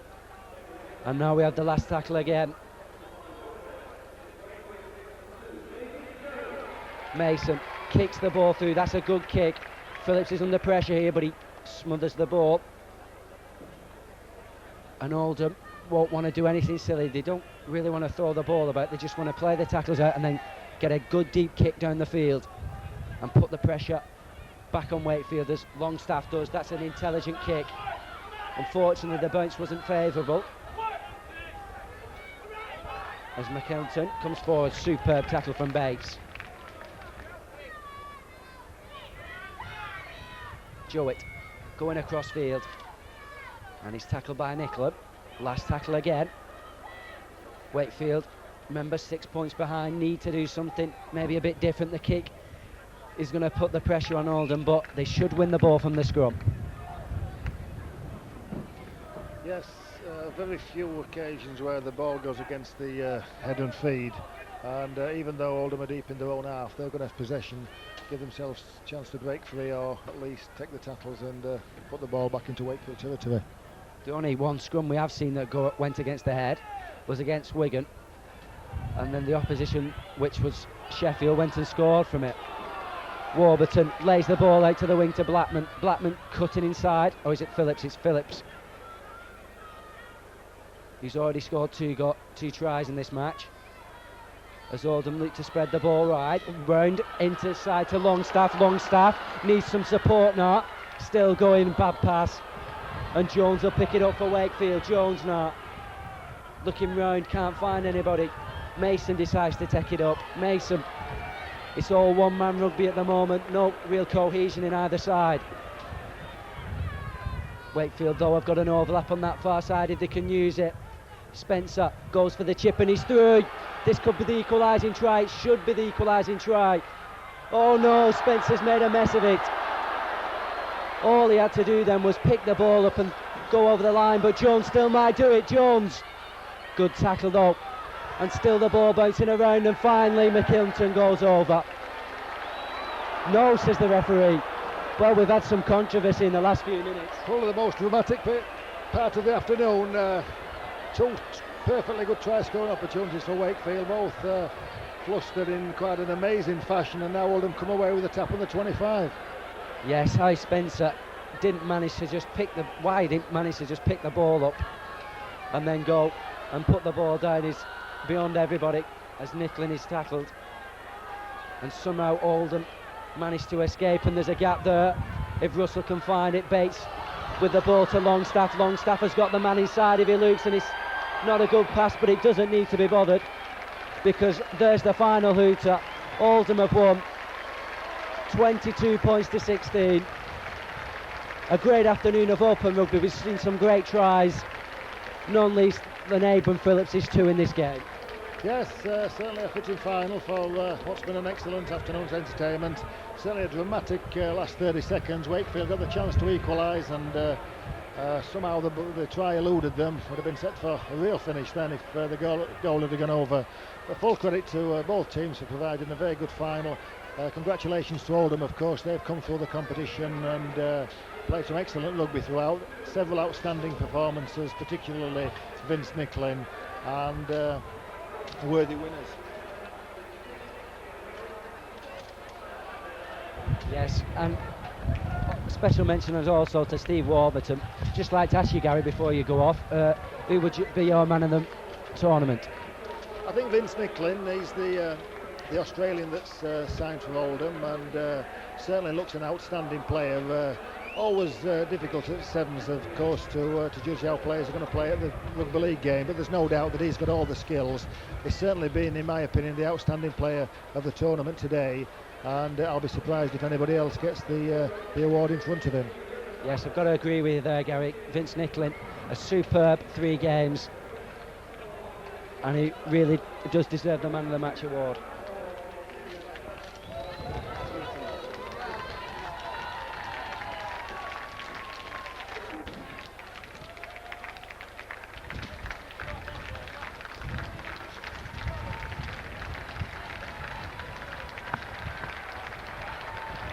Oldham pick up their first major trophy of the season,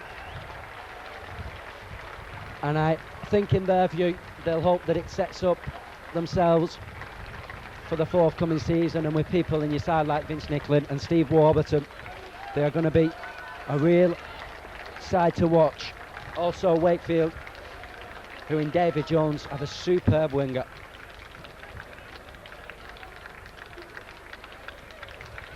Credit to both sides and all the teams who have played today and all the fans who've turned up. It's been a super day of rugby.